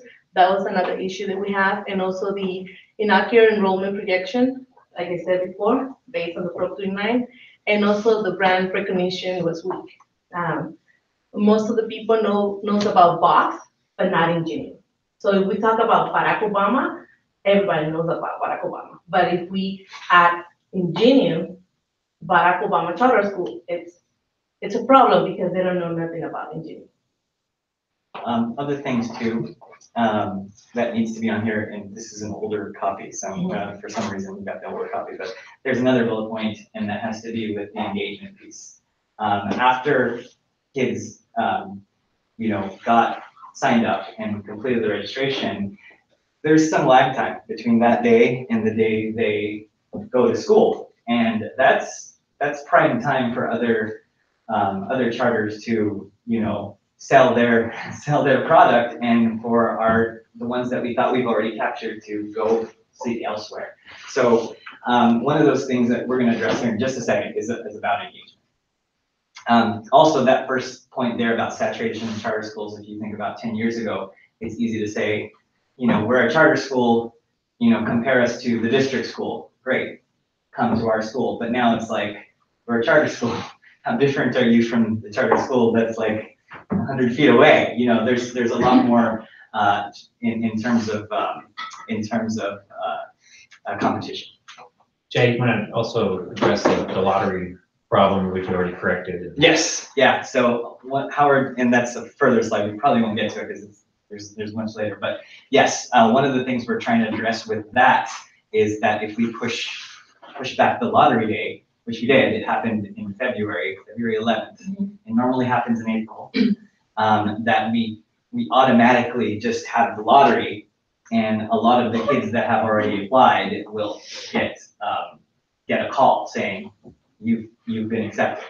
If we wait till April 11th, they might have already accepted stuff at other schools, and it's harder to bring them back unless it's Box. Box they've got a lot of brand power, strength, and that kind of thing, so they will leave another charter if they get the call from us, but not so with all of our schools.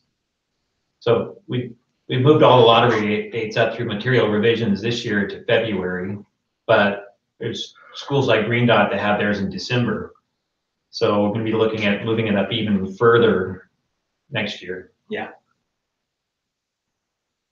Okay, so we've made some shifts because we want to increase CD, or conversion rate. That's a big thing we want to do.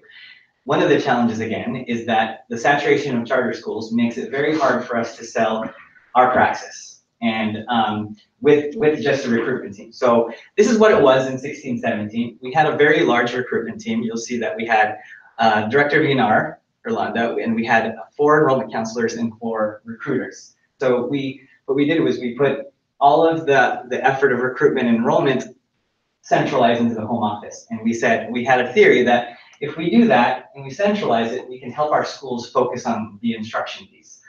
What occurred, and so you can see actually this is the process. We actually came up with a process in 16-17, and this is a process accountability matrix, and you can see all the people that's on the left-hand side have the A's right here, and that represents the home office. So the accountability of the process was all home office. What we didn't realize with this theory was that what was happening, and you'll see the next slide, which is the force field analysis that we came up with at the Enrollment Summit in 2018, was that, yes, campuses don't have to worry about recruitment, but can use the other resources to support instructional program. They have better control. We at the home office may have better control and oversight over the process, control marketing. We might be able to strategize recruitment based on enrollment numbers. We can have a clear delineation of duties because we can have control over the whole process.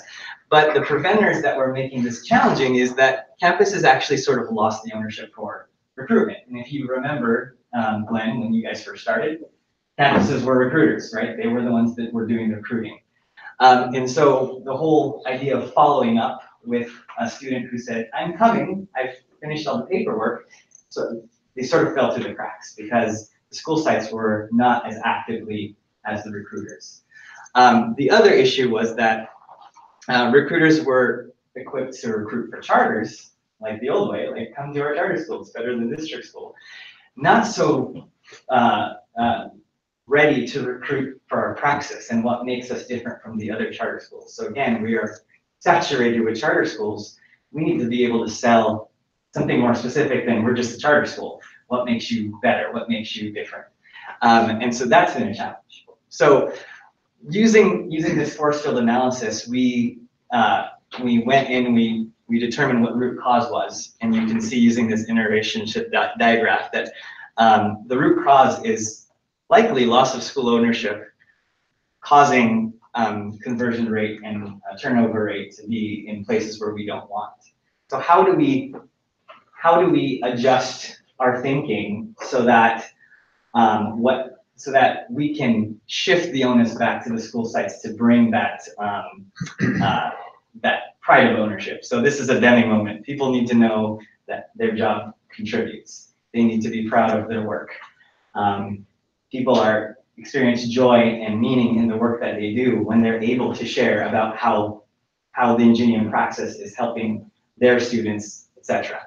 So the new theory is if we decentralize the enrollment effort and then return those onus of recruitment and enrollment to the school sites, but not only that, we need to be able to up the levels of support to our school sites. So we make them, again, responsible and accountable for the enrollment recruitment efforts at their sites, because they can speak best about how we instruct our kids, how we take care of our kids, etc. They can speak best about the praxis, right? We also need to, as the home office level, Orlando will now shift to not just recruitment anymore, but focusing on supporting and providing higher levels of support to the school sites. Then staff and pride ownership of the school growth will increase. That's the theory we're working with. And so this is just an illustration of how things are sort of moving this way, a little bit towards the school sites, with now a decentralized enrollment team focusing on building structures to support our schools to be the recruiters. So I won't go through too much more. I'll just have Orlando talk a little bit about quality engagement events, ground game, and what we're doing with reallocating our resources. Right. So one of the things that I have learned in the past years is that one of the things that any school, any charter school needs to know and understand the community that we serve, right? And that only can happen with community events, inviting the community to participate and come and see what we do and talk to our teachers, principals, and anybody that works for us about our practice, right? So if they come and they talk to our principal or teachers, they will have the knowledge of what we offer to the students. Not only that, but we can also get more partnerships within the community, and that will help us against the bad reputation that other people might think about us, in a negative way. We can address that by partnership with other organizations and other people within the community. And I don't know what the next slide is. So this just shows our shifted state now that we're moving the A's to be distributed, and that the school sites are going to be more accountable towards hitting their enrollment aims. But we, as the home office, are going to set up these quality engagement events. We're going to set up do all the logistics for them. We're going to make sure that the marketing material that they have is not, they don't have to make it in, so they don't need to make it at their school site. So we will have marketing materials, we will have everything necessary, the events will be planned. All the schools need to do are send the people that are passionate about what they're doing. Send the teachers, send the administrators, and that's how we'll show our red tree strategy, who we are. A great example of this is I think like a few months ago, she set up a quality engagement event with what was it, at ICS, but at a preschool, and it was right across the street from another charter school, another elementary charter school, and Marissa was like, how are we going to compete with the school that's right here? So Orlando's like, no, just come, talk about praxis, talk about what you're doing, talk about how the kids are intrinsically motivated, talk about PLEs. We're gonna get some of them, right? And so we actually left that event enrolling 2 kids from that event. Even Three though now. Three now. That's great. Three, because of this bringing parents into engagement into who we are. Not just sending a recruiter out there, but actually having a principal or a teacher talk about what they're really excited about, what's meaningful to them, and how we're going to treat your kids when they come to be a part of us. So this idea, and I'm gonna veer off of this to the end because there's a lot more slides.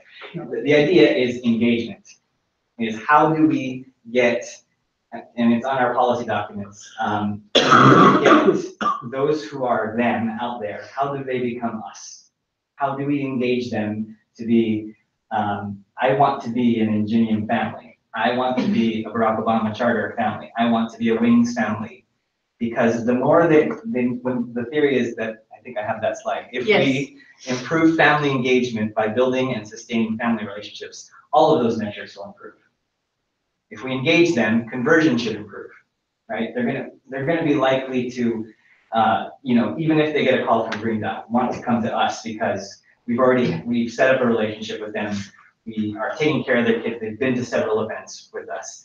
We want to not only engage them but we also want to continue to engage them because we want them to show up next year. We want the turnover rate to decrease. We want them not to leave in the middle of the year. We want them to be part of this. I mean, it's kind of campy, but the Ingenium family. But that's what engagement is. It's making them us. And when we're thinking like this, because we have seen this a box. Box has in the past, if you can change to the slide a little more. That one right there.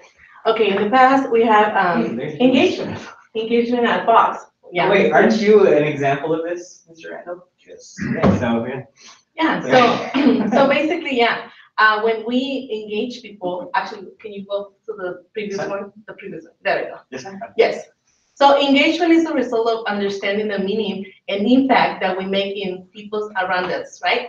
When a person understands the importance of the work that she or he performs, it engages students and parents in partnerships in the community.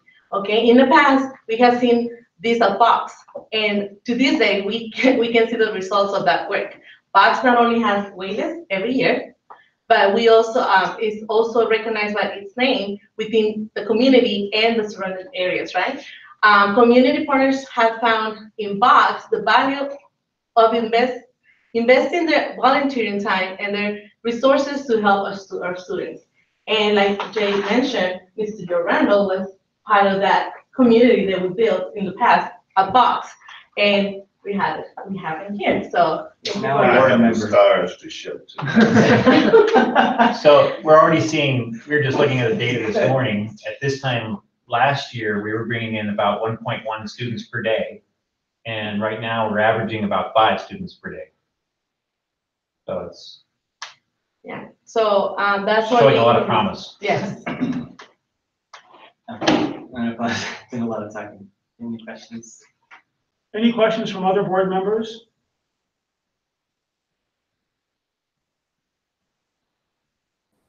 I have a quick question, and maybe I can also hold it until the Wings presentation, but could you speak specifically to some of the work being done at Wings to get up to the enrollment of 50? Could we wait for the Wings presentation for that? Yeah, perfect. Thank you. Okay. Thank you for your time. I have a couple of questions. One is, what are you hearing from parents about our reputation? Well, in case of Clemente, it's just other than Clemente. Oh, other than Clemente. Okay. Well, sometimes they don't understand what we offer, so they're a little bit confused. Do you hear from any parents that they're looking online and seeing our test score results? That too. That's why we have on the, I think the first or the second slide where we talk about social media and bad reputation. Social media, but not test. Have you encountered parents that has asked about our test scores? Well, we don't have that much of the, we don't have parents to ask about scores. Yeah. It's more like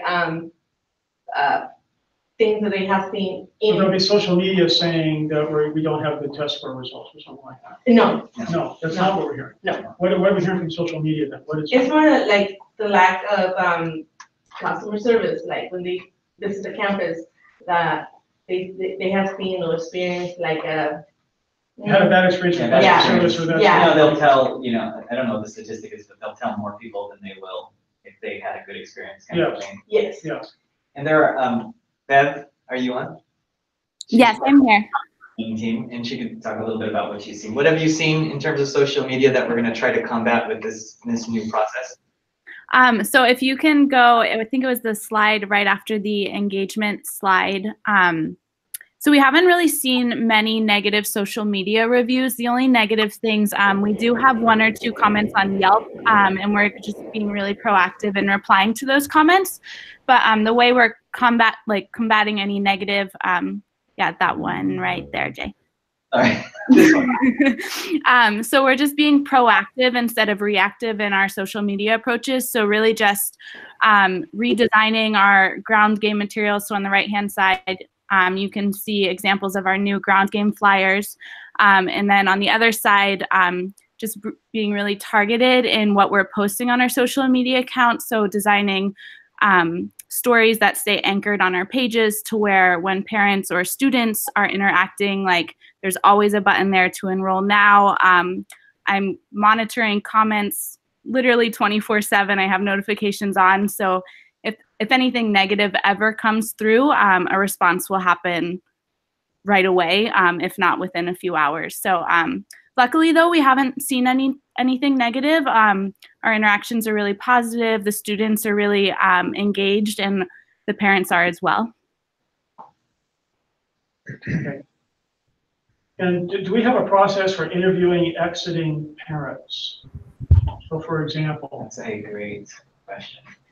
Yeah, like we have a process right now.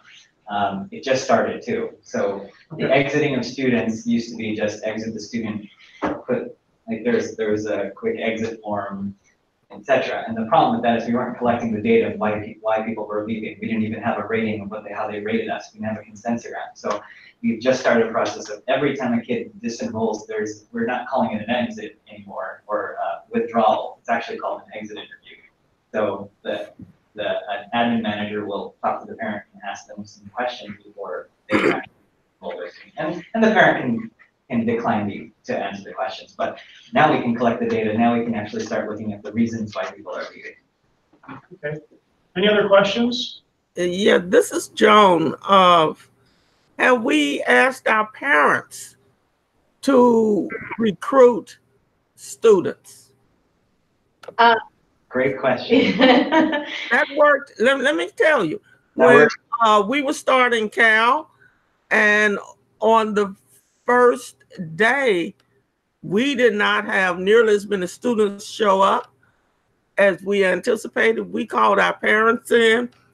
We told them that we really needed those students, and those parents got out. And that year, and by the end of our second year, our school was full. We were at capacity. So parents can really get to other parents and recruit students for us. I was a parent, Ms. Jones. Yes. That's how I started, here at Ingenium. I was a parent volunteer for 6 years for Fox, and I was recruited around my community. I was going to community events. I was part of most of all of the events around Compton, and also I was very active on recruitment. So yeah, I totally understand, and that's why we're changing. Yes, for just in a nutshell, as part of the engagement is mobilizing these engaged parents to be able to be our advocates. Yes. Because once they become the advocates, then it's word of mouth, which is a lot more powerful than just social media. You want to attract people. Attraction is more powerful than promotion. So right now we're doing some promotion. Yeah. The parents to, Very good, thank you.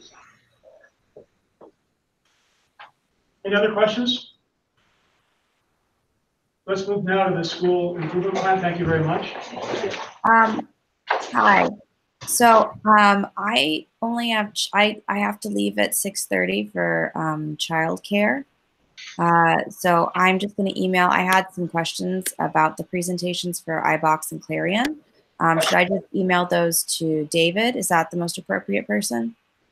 Yeah, that's fine. Okay.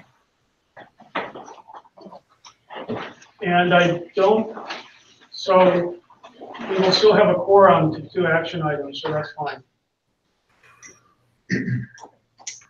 What are the three school improvement plan presentations that we have?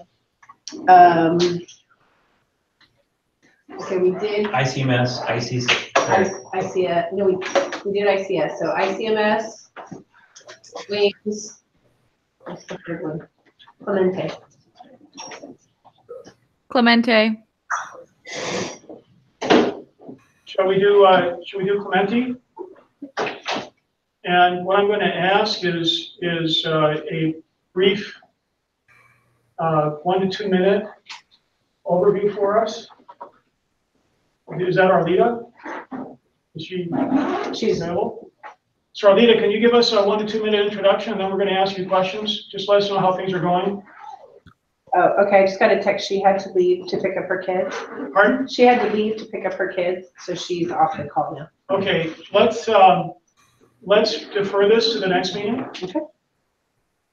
What about wings? I'm ready. Okay, let's do wings. Please give us a 2 minute introduction. Wings Wonderful. flying. I'm going to be sharing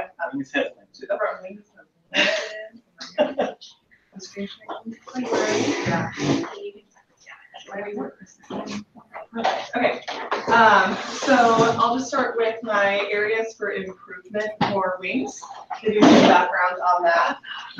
So one of the aims that we have right now is maximizing our instructional time. Let's go around. Maximizing instructional time. Our second one is enrollment and recruitment, and our third one is increasing ADA. So what we've been doing to work on instructional time over the first semester, and the instructional time and the ADA piece tying pretty closely together with our program, is for the instructional time we looked at our student appointments. So we noticed our ADA for the first semester was really low. At the time we were having students come in for about 1.5 hours to 2 hours each, but we need them to be doing a minimum of 4 hours of work to be able to come in for full ADA. So we were looking. What's happening is we're enrolling kids. Mm-hmm. We're getting them started, Mm-hmm. but they're not turning in the work that we need Right. in order to register the ADA for them, Mm-hmm. under the independent study. Correct. They would come in, they would come to their 1.5 hour appointments, but then they wouldn't be doing their required work at home. So we restructured the appointment time, so now majority of the students, especially the high schoolers, that's the younger ones have more of the parent involvement at home. We changed that so they're coming in for 4 hours for their appointments. And a majority of them are coming in 4 days a week right now. So they have a bigger appointment time with more students. So we're seeing them interact with each other more, and they're starting to build their culture within the appointment. So we've been seeing an increase in our ADA based on that instructional time appointment change. That's just an example of our schedule.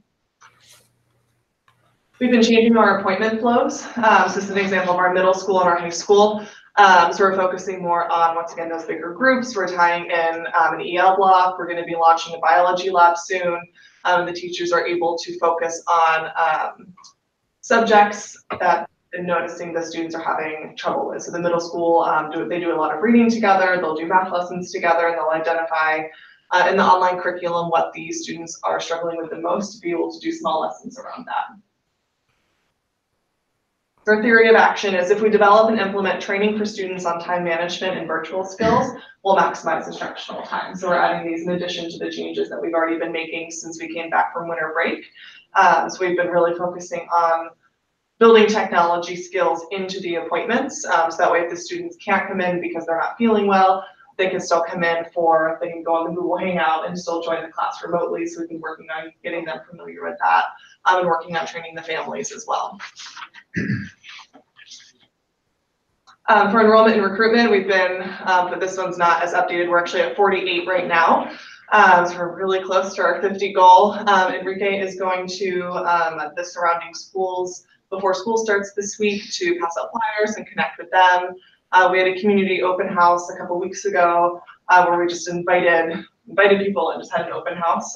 We didn't have a big turnout for that one, but we started to have some key community members stop by.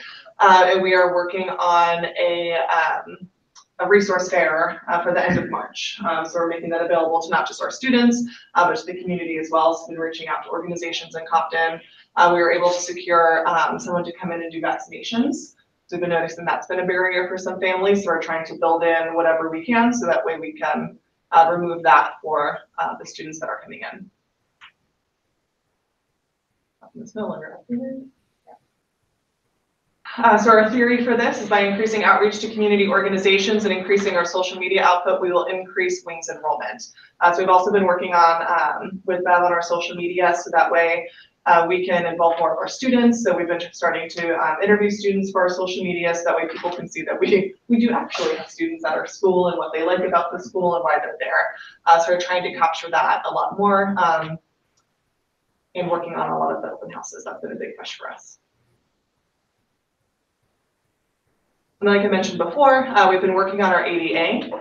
So we've been putting in more systems for monitoring work, so that way we can see an increase. So we've already seen an increase based on changing into 4-hour appointment blocks.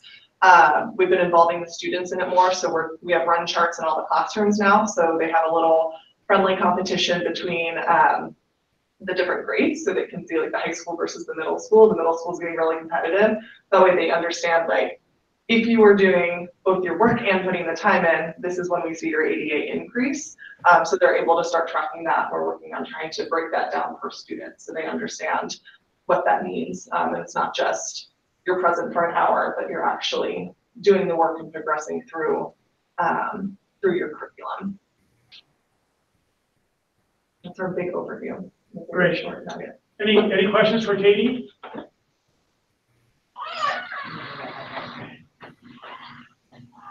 Can you give us a sense of just how are things going in terms of the systems are in place, things are stable?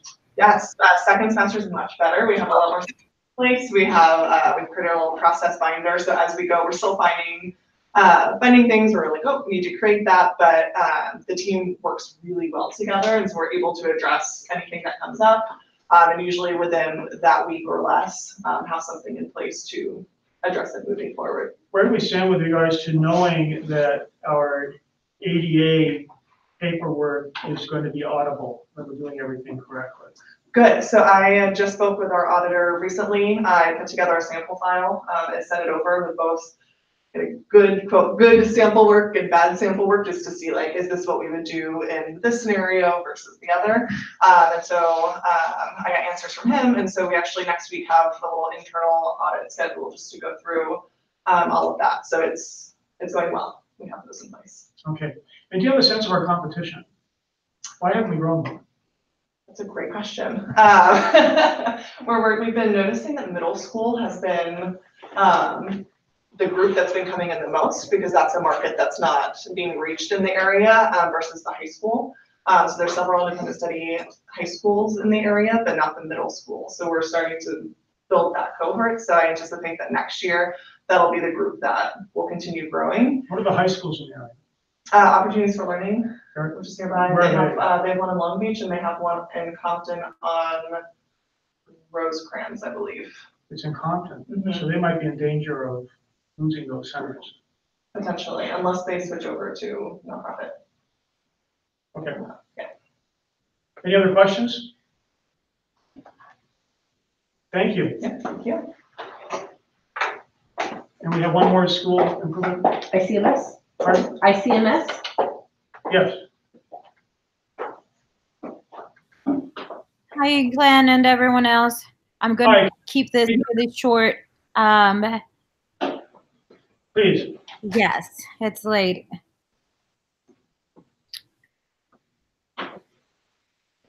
So we have been doing a lot of work at ICMS based on the decline of test scores that we had last year, in addition to the data collected from culture. So we have three theories of action in place. The first one, which is something that we have been working on for some time now, it's the implementation of math curriculum during our PLT. PLT, it's the equivalent to a homeroom or an advisory, during which time students have approximately 35 minutes and they're doing targeted math work. As a result of this, we have actually seen growth in all grade levels. On the last iReady diagnostic, which I can gladly share on a separate email at a later time. In addition to that, we are also working on the implementation of CER practices. Our oversight is next week, and one of the pieces of feedback that Jose Salas gave us was the implementation of strategies all across all of the subjects and all of the classrooms. And CER, claim evidence and reasoning, it's one of the strategies that we are implementing, and that is so that our students can communicate better on the standardized tests that they're going to be taking. And the last one, which is actually one of the things that Jake spoke of on his presentation, it's the implementation of Tier 1 strategies through restorative practices and MTSS, and that is so that we can decrease the number of referrals. We have already started doing a lot of the work. And we have definitely a targeted plan to make sure that all three theories are carried out through the year and they continue going as time goes by.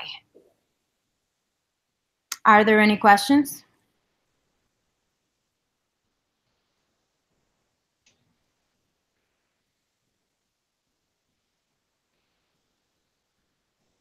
Any questions? What is your level of confidence that this year we're going to see a turnaround and see an improvement in CAS scores? I am confident that we're going to see an increase in the test scores for both math and ELA. Last year, we did not have permanent teachers in math, and Mrs. Kim not only has been at ICMS for the entire year this year, but we actually implemented a math department, and we have bi-weekly math meetings where we're actually doing everything data-based. When it comes to ELA, we are also doing a lot of data-based decisions and including all of stakeholders to increase ownership of the process, and we're taking feedback from both students and staff. So I'm confident. And my other question has to do with the last time I was at the school, I think in November, I was concerned with student behavior issues I saw. You do have a school culture slide in which you note a significant decrease in referrals. If I go back to the school, am I going to see, will things seem calmer to me? Of course, come by anytime. Okay. Any other questions? I'd just like to make one comment. I really like the fact that you are including the students and talking about how we can improve, and so that they will feel that they had input and they will take on some ownership. So I like your report. Thank you so much. I appreciate it.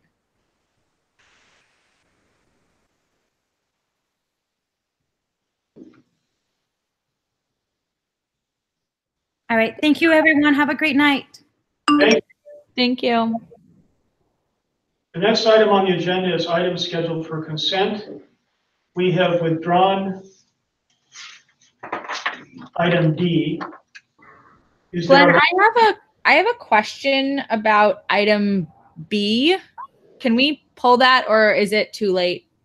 No, it's fine. We can. Well, why don't we discuss it, and then we'll vote on all of them together. So go ahead and bring up your question. I actually did that myself. So yeah, so I noticed that it's for 50%, and I just wanted to confirm with Wallace that is that 50% because we use 50% of the space at the campus there with Columbus. How is the 50% calculated? Oh, it actually traces back to 2016. So when we had the facilities challenges, we thought we didn't get enough custodian services. We reached out to our unified for additional custodian support. and they give us a quote for full-time position, which is too expensive. So then we asked for just a half-time, 50% position. Actually, they never charged us, they never sent us any invoice until last week. So we're still confirming whether the service was performed for the past 2 years, because the service was requested for the first year in 2016 to 2017, but we never actually requested the service for 17, 18, 19.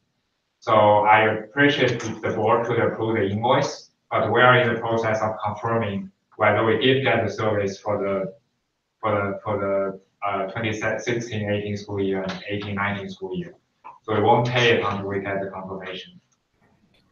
Thank you. I wanted to make a note that on their documentation, it says that they did send the invoice in August of 2016. And to me, it's just concerning if they sent it and we didn't receive it. I just want to make sure our processes are really clear of our incoming invoices. Yeah. You look at the invoice, so you invoice for the 16, 17, if I remember it correctly, it's around so let me open it, it's $29,000. So they did send us an invoice for estimation, which was $40,000.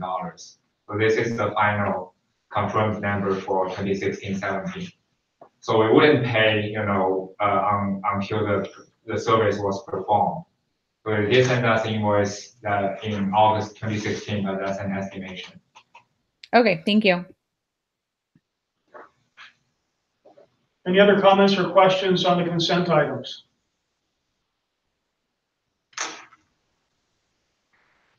Is there a motion to approve the consent items excluding item D?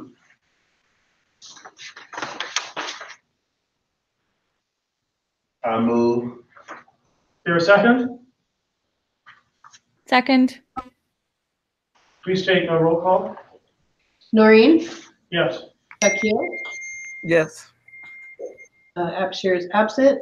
Randall? Yes. Hamilton? Yes.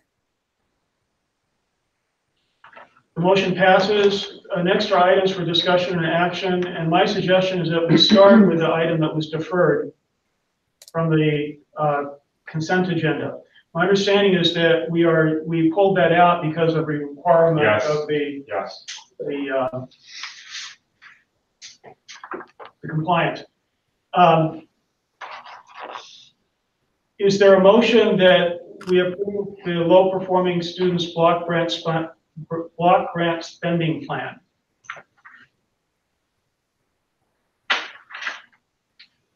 I don't remember seeing it. You? Yes. Yeah, this is new. I haven't seen it. I'm sorry, who was that? Actually, let me delay for a moment and give us all just a chance to have a brief look at it and what we're doing. I'm still having trouble accessing it. Let me double check my email, Jennifer, but it's not letting me in right now. It's a whole bunch of little things. I see. Let me ask just a couple questions. Did we get this earlier? In terms of how much money? Actually, the total number is around $60,000. Yeah, I suspect we shouldn't be spending very much time on this. It's routine. Yes. Is there a motion to approve this item? I so move. For a second? I second. Please call the roll. Noreen? Yes. Fakir? Yes. Abshir is absent. Randall? Yes. Hamilton? Yes. The next item on the agenda is approval of the back office contract with Athena. So Athena actually is here. So she's the founder of Athena, a new back office provider. So Lee, as you know, is the liaison at CSMC. Is our main financial advisor at CSMC. As you may remember, so last year, CSMC, they had a new president, and we were approached by the president, and he asked us to, he requested to increase the service fee by almost 100%. Which is that was mid-year in a 3-year contract. Which is a little bit excessive. And the contract with CSMC is expiring by the end of this school year, on June 30th. Since we have been working with the lead for a long time, I think over 3 years right now, and we are satisfied with the service and support her team provided. So I'm recommending to switch our service contract to Lee's new company. And Lee is partnering with a student information system provider called Measure Education. And both Jay and Joanne met with the founder of the SIS provider. All of us are very impressed with the capacity and capability of the SIS provider as well. And their price, in terms of the price, they are most competitive among, I think, we have reached out to back office providers in Southern California. We got a proposal from, we reached out to 6, we got a proposal from 5 of them, and their bidding, their pricing was the most competitive one among the 5. And what was the price that we paid last year? Not this year, but last year. You know that off the top of your head? Yes, it's about $150,000. And how much are they charging us this year? They were going to up to 300. 300 is what we're actually paying this No, year. no, sorry. 150 was what we are paying this year, but they are So going it's to less than this increase. year. They wanted to increase They it wanted this to year, increase but to 300. we did not No. agree to that. No. And the price of the new one again is? It's 160. Sorry, 160 is yours. It's 210. That's combined. It's combined Because 210. while we are partnering to come together to provide services, this is Lee Taylor speaking, I'm sorry. We actually are separate individual companies, but they've been in business quite a while and I've worked with them in the past. And so our combined contracts, but they're 2 separate. Yeah, I understand. But those combined would be equivalent to what we were doing with CSMC, basically, from the services. And you're satisfied with their online access, that sort of thing? Yes, I think I actually had a meeting with Lee just last Friday, and I think they are at the point to set on a very strong accounting system, which can provide similar capabilities as we have right now. In fact, that's what I was grabbing Jay about, finding out some terminology to make sure I'm asking the correct technical questions. We're actually moving forward with a full fund accounting software, one of only 2 that I have evaluated that I think are high end and really give you what you need. And it also will create some efficiencies for the work that Wallace and I do, because they have modules that just aren't available from Charter Vision. And so we'll be working towards getting all of those things customized and set up. Any discussion? I'd like to know who else has been a part of the decision specifically about using Measure Education. Correct me if I'm wrong. So we would be switching from using Power School to using Measure as the SIS. No, Measure Ed would be the student information system support company.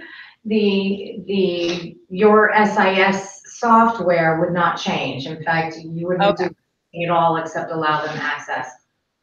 Okay, so the experience for admin managers, teachers is going to be essentially unchanged. It's really the people in the weeds like Wallace and Emily and Jay possibly who are working with a new provider. Yes. Okay, thank you.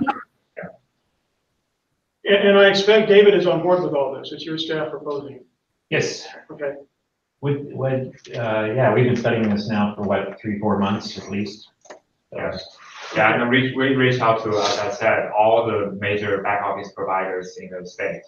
So it's one most important reason actually is just the pricing. This is and also the established relationship we already have with Lee. I don't want to bring up a technical challenge, but technically a contract this size, we're supposed to go out to bid for it. Have we technically bid? Do we have any exposure to that? Yes, we got proposals from. So you did, yes, so you, yes. it was a formal bidding process that. I wouldn't say it's a formal, we just a request for the services, and Okay. we got a proposal from all of them, and the comparisons are actually attached to the bonus. Okay, yeah, that's fine. Yeah. Any other comments or questions? Is there a motion to approve the back office contract with Athena? So moved. I second. Please take roll call. Noreen? Yes. Fakir? Yes. Randall? Yes. Hamilton? Yes. The motion carries. I'm just standing because I've been sitting too long. Another significance to it. Next item on the agenda. I apologize. The Measure Ed contract is actually a separate contract. So we just approved the Athena one. Yes. Oh, and it It's on says the- in Measure it's on the Education. agenda, so we Okay. can do it twice. Is there a motion to approve the Measure Education I contract? so move.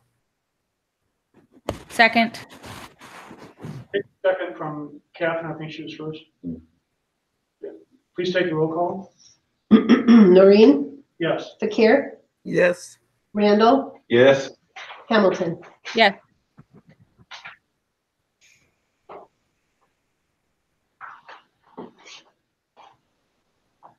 The next item on the agenda is the engagement letter for the auditor. So I'll give you a little background. So we have been using this audit for the past 3 years. Last year, the board actually approved the contract with its auditor and stated that we will approve the contract for 1 year, and that's renewable for another 2 years, pending satisfactory performance. So we have been working with this audit for the past 3 years. I think they did a decent job, and especially they gave us a chance to fix our problems even before the formal audit started. So that's really beneficial to us. And initially, when I told the auditor, we have been increasing 2 schools, and they proposed to increase the price by 50% from around $11,000 to $16,000. And after I told them the 2 schools are very small, they agreed to increase the price just by 10%, which is actually very good. Are there any questions? This is the same auditor. Yes. Same auditor. Is there a motion to approve the engagement letter? I move. I second. Please call the roll. Noreen? Yes. Fakir? Yes. Randall? Yes. Hamilton? Yes. The next item on the agenda is approving Board of Trustees staff contact protocol. And what we have are 2 proposed protocols. The first one, the one at the top of this item, is what I spoke with John Lemo, one of our attorneys, about it, and this is what he and I came up with that he felt comfortable with as a proposed protocol. And the rest,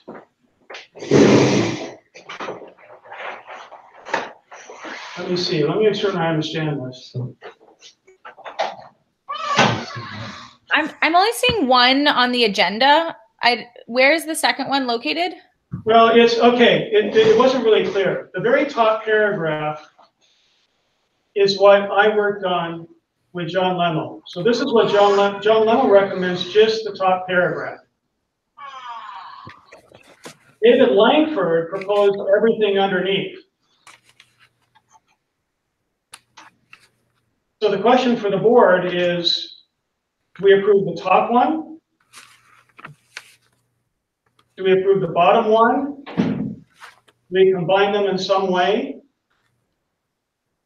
Do we not approve anything? Okay, Glenn, I'm lost. What are we looking at? Discussion first, pardon? What are we looking at? So what you're looking, if you click on the link, and you should get Board of Trustee protocol for contacting Ingenium staff. You'll get a document with that title. Is that in the board package? Yes. If you go to this agenda, the agenda item that we're on, We're on the agenda item C, approve board member protocols. And under reference, there's a link to something that says protocol.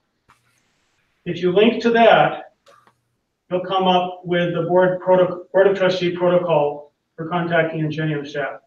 Okay, I'm trying not to. I'm working with two computers here.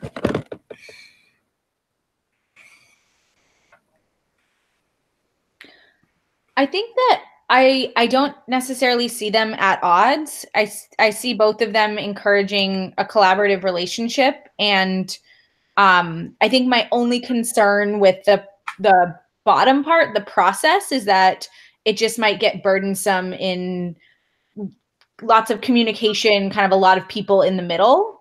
And so I think as long as the board chair and the superintendent David are comfortable with, you might receive a bit more communication. I think I'm comfortable with kind of a nice coordination of both of them together, if that's possible. So can just to suggest that we try to draft something that combines both processes and come back again. I guess so. When I first read it, I didn't know it was two things, and I was like, oh, it doesn't flow super well, but I thought that they were kind of together. I thought that the top part was a little more of our philosophy about meaningful governance, and then the bottom was like, okay, well, here's what you should do specifically. So I'm essentially wondering if I think if you remove the idea, the sentence at the top, the board members should coordinate these visits through the executive assistant, and instead just say, please use the process where you're utilizing the board chair and the superintendent. I guess the only concern, and I think this was alluded to in the last meeting that I watched by live stream, was, are there situations where, I guess, will you, David, permit situations for, if I said, hey, I really want to understand more about the LXM, I'd like to hear from teachers directly. Is there a specific line that staff would like to kind of draw and make sure board members don't cross? And will that prohibit board members from getting the necessary information to really understand a situation? I don't want us to put this forward and then there be confusion about access or things later, but I do think that it makes sense to have a clear protocol. Right. No, the only thing I was trying to address was that if you want to have a presentation like that, that all you do is you contact Jennifer or myself and we set it up. And we might ask you, who do you want to talk to? What kind of questions do you want to have answered, et cetera. So people can be prepared. And when you meet with them, it's set up. So success for everyone. Let me be very specific about circumstances where this has come up and where it's been an issue. In December, I asked for a couple of meetings with staff. I wanted to be able to talk with staff about specifically personnel issues with human resources. I wanted to find out more about what's going on with the PLE and the LXM. Those are two specific examples. And the response I got was that that's not appropriate. It needs to be given, a presentation needs to be made, and it needs to be given to the whole board. Do I say that accurately? Yeah, the problem is. So the board chair asked to have a phone call with HR or an informal meeting to go over personnel issues, and is told, no, you can't do that. The board as a whole has to hear it. There is no requirement. I've checked with the attorneys on this. That is highly unusual to require something that one board member hears or discusses be heard before the whole board. It's an artificial requirement. Am I missing something? And you requested it and we set it up. You set up the personnel, Yes. the HR meeting that I wanted. Yes, you had Yes, you had your meeting. I did not have an HR meeting with Melody. You did. It's on the calendar, and it happened. Well, that was the one where it's not just Melody. There are other people involved in it. I remember that now. Yes. And the LXM meeting was set up, and the meeting with Wallace was set up, and everything was facilitated as you asked. But I didn't ask for presentations. No, you asked to have a meeting, you want to be informed that was what was going on. Okay, we so where set it is up. the requirement here? Why are we doing this if I didn't ask for something more than just an informal meeting? Where has it come up as being an issue? Where have I asked for something that's required a lot of staff preparation? Because staff can be very confused about why you were contacting them directly, and I didn't know anything about it. So I told staff that anytime you're contacted directly by a board member, simply refer it back to me. I'll find out what the presentation needs to be about. I'll set it up with Joe or whoever wants the presentation so that everybody can be successful and everybody understands it.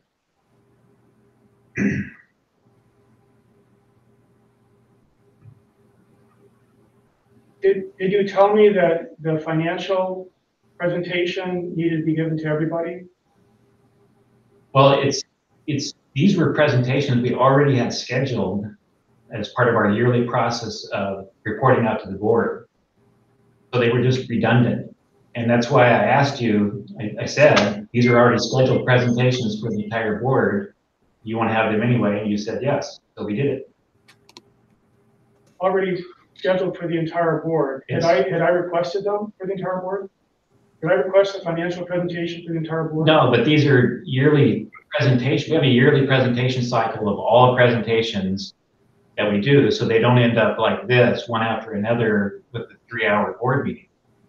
So we schedule them throughout the entire year so that they're spread out at appropriate time.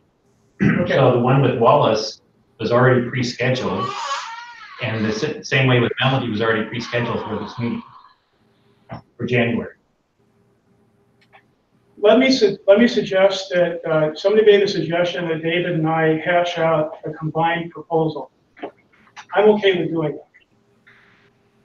Are you okay with that, David?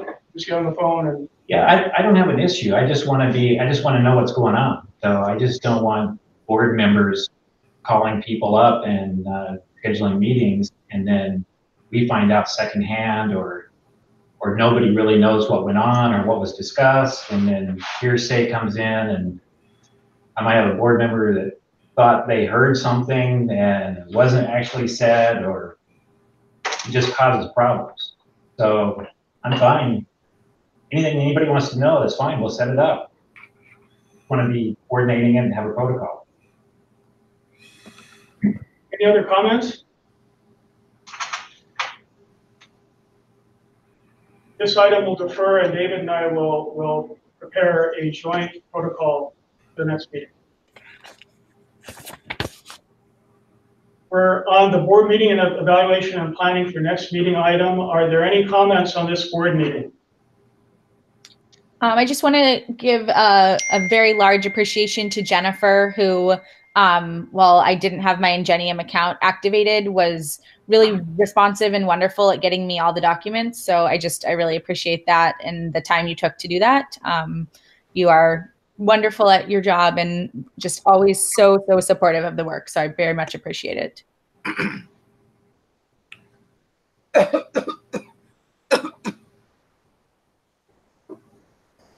How did it go, having us largely focus on questions rather than getting the presentations?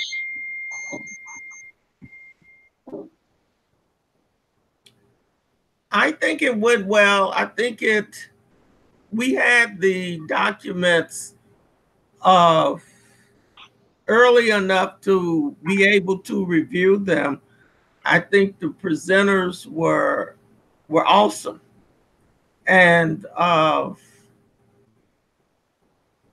we did go a little long. It was probably because of the closed sessions. But I think, considering everything, the meeting flowed really well. I kind of like this approach because it cuts to the chase. Yeah.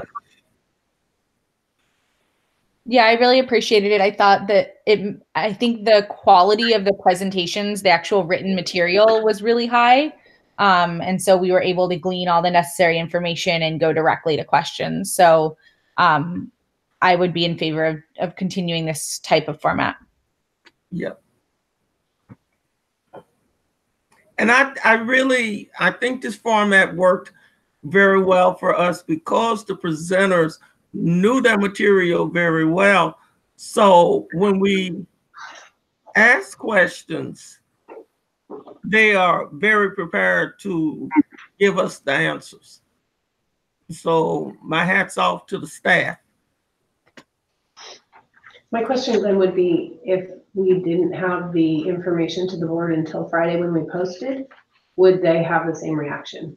Because they had these from January, essentially, to look at. And then you sent that email out. It'd be great if we could get the presentations maybe a week in advance rather than a week in advance, if that be a target. And if there's a few that bleed into the following Friday, that's probably okay. But we might want to try to be proactive about getting most of the board materials to the board at least 2 weekends in advance. Any disagreement with that? I just have to say the only concern I have about this format is that these presentations aren't just for the board members, that it's about being open and transparent with what we're doing. And we do know that a lot of people are now watching these board meetings. And if all of a sudden they just have somebody answering questions, but they don't have the presentations, it doesn't appear nearly as open and transparent about what's going on. So I apologize. This is, I'm still on the learning curve of the whole board thing. Are the documents supposed to be accessible to the public because we're talking about them, or are the links supposed to be only private to board members? No, they're supposed to be public.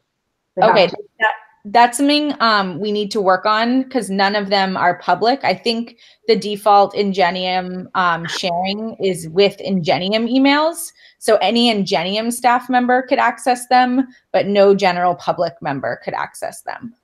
Yeah, I talked to Jay about that. We need to come up with a different way to provide it so that it's not linking into our Google Drive, which gives people access into our drive that we don't necessarily want it to do that way. So we're trying to come up with a different way to have the documents available online.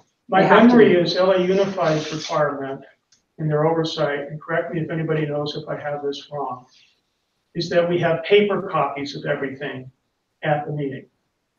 That's what I've experienced also, that we have paper copies, and if they come to our location, there are copies there available for them. And that's what LAUSD does with their board meetings. I believe LA Unified also has links online though. So the question is whether we should have links online in addition to the paper copies that we're supposed to have. Yeah. What I always did was I had a binder with one copy of everything in it. Yes. And then if someone showed up and wanted a copy of it, we could make a photocopy if.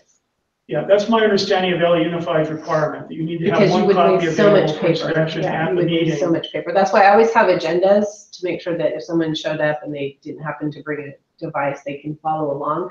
But we have not ever had the process of making copies of everything. We can do anything you want. Yeah. Any other comments on the board meeting?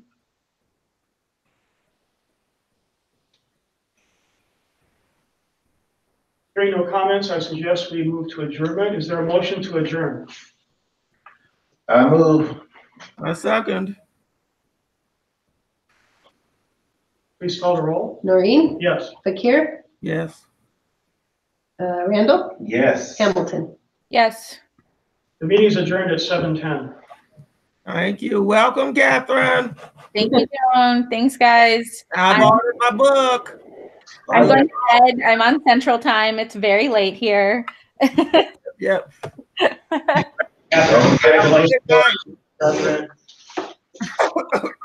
John. Bye, Chris.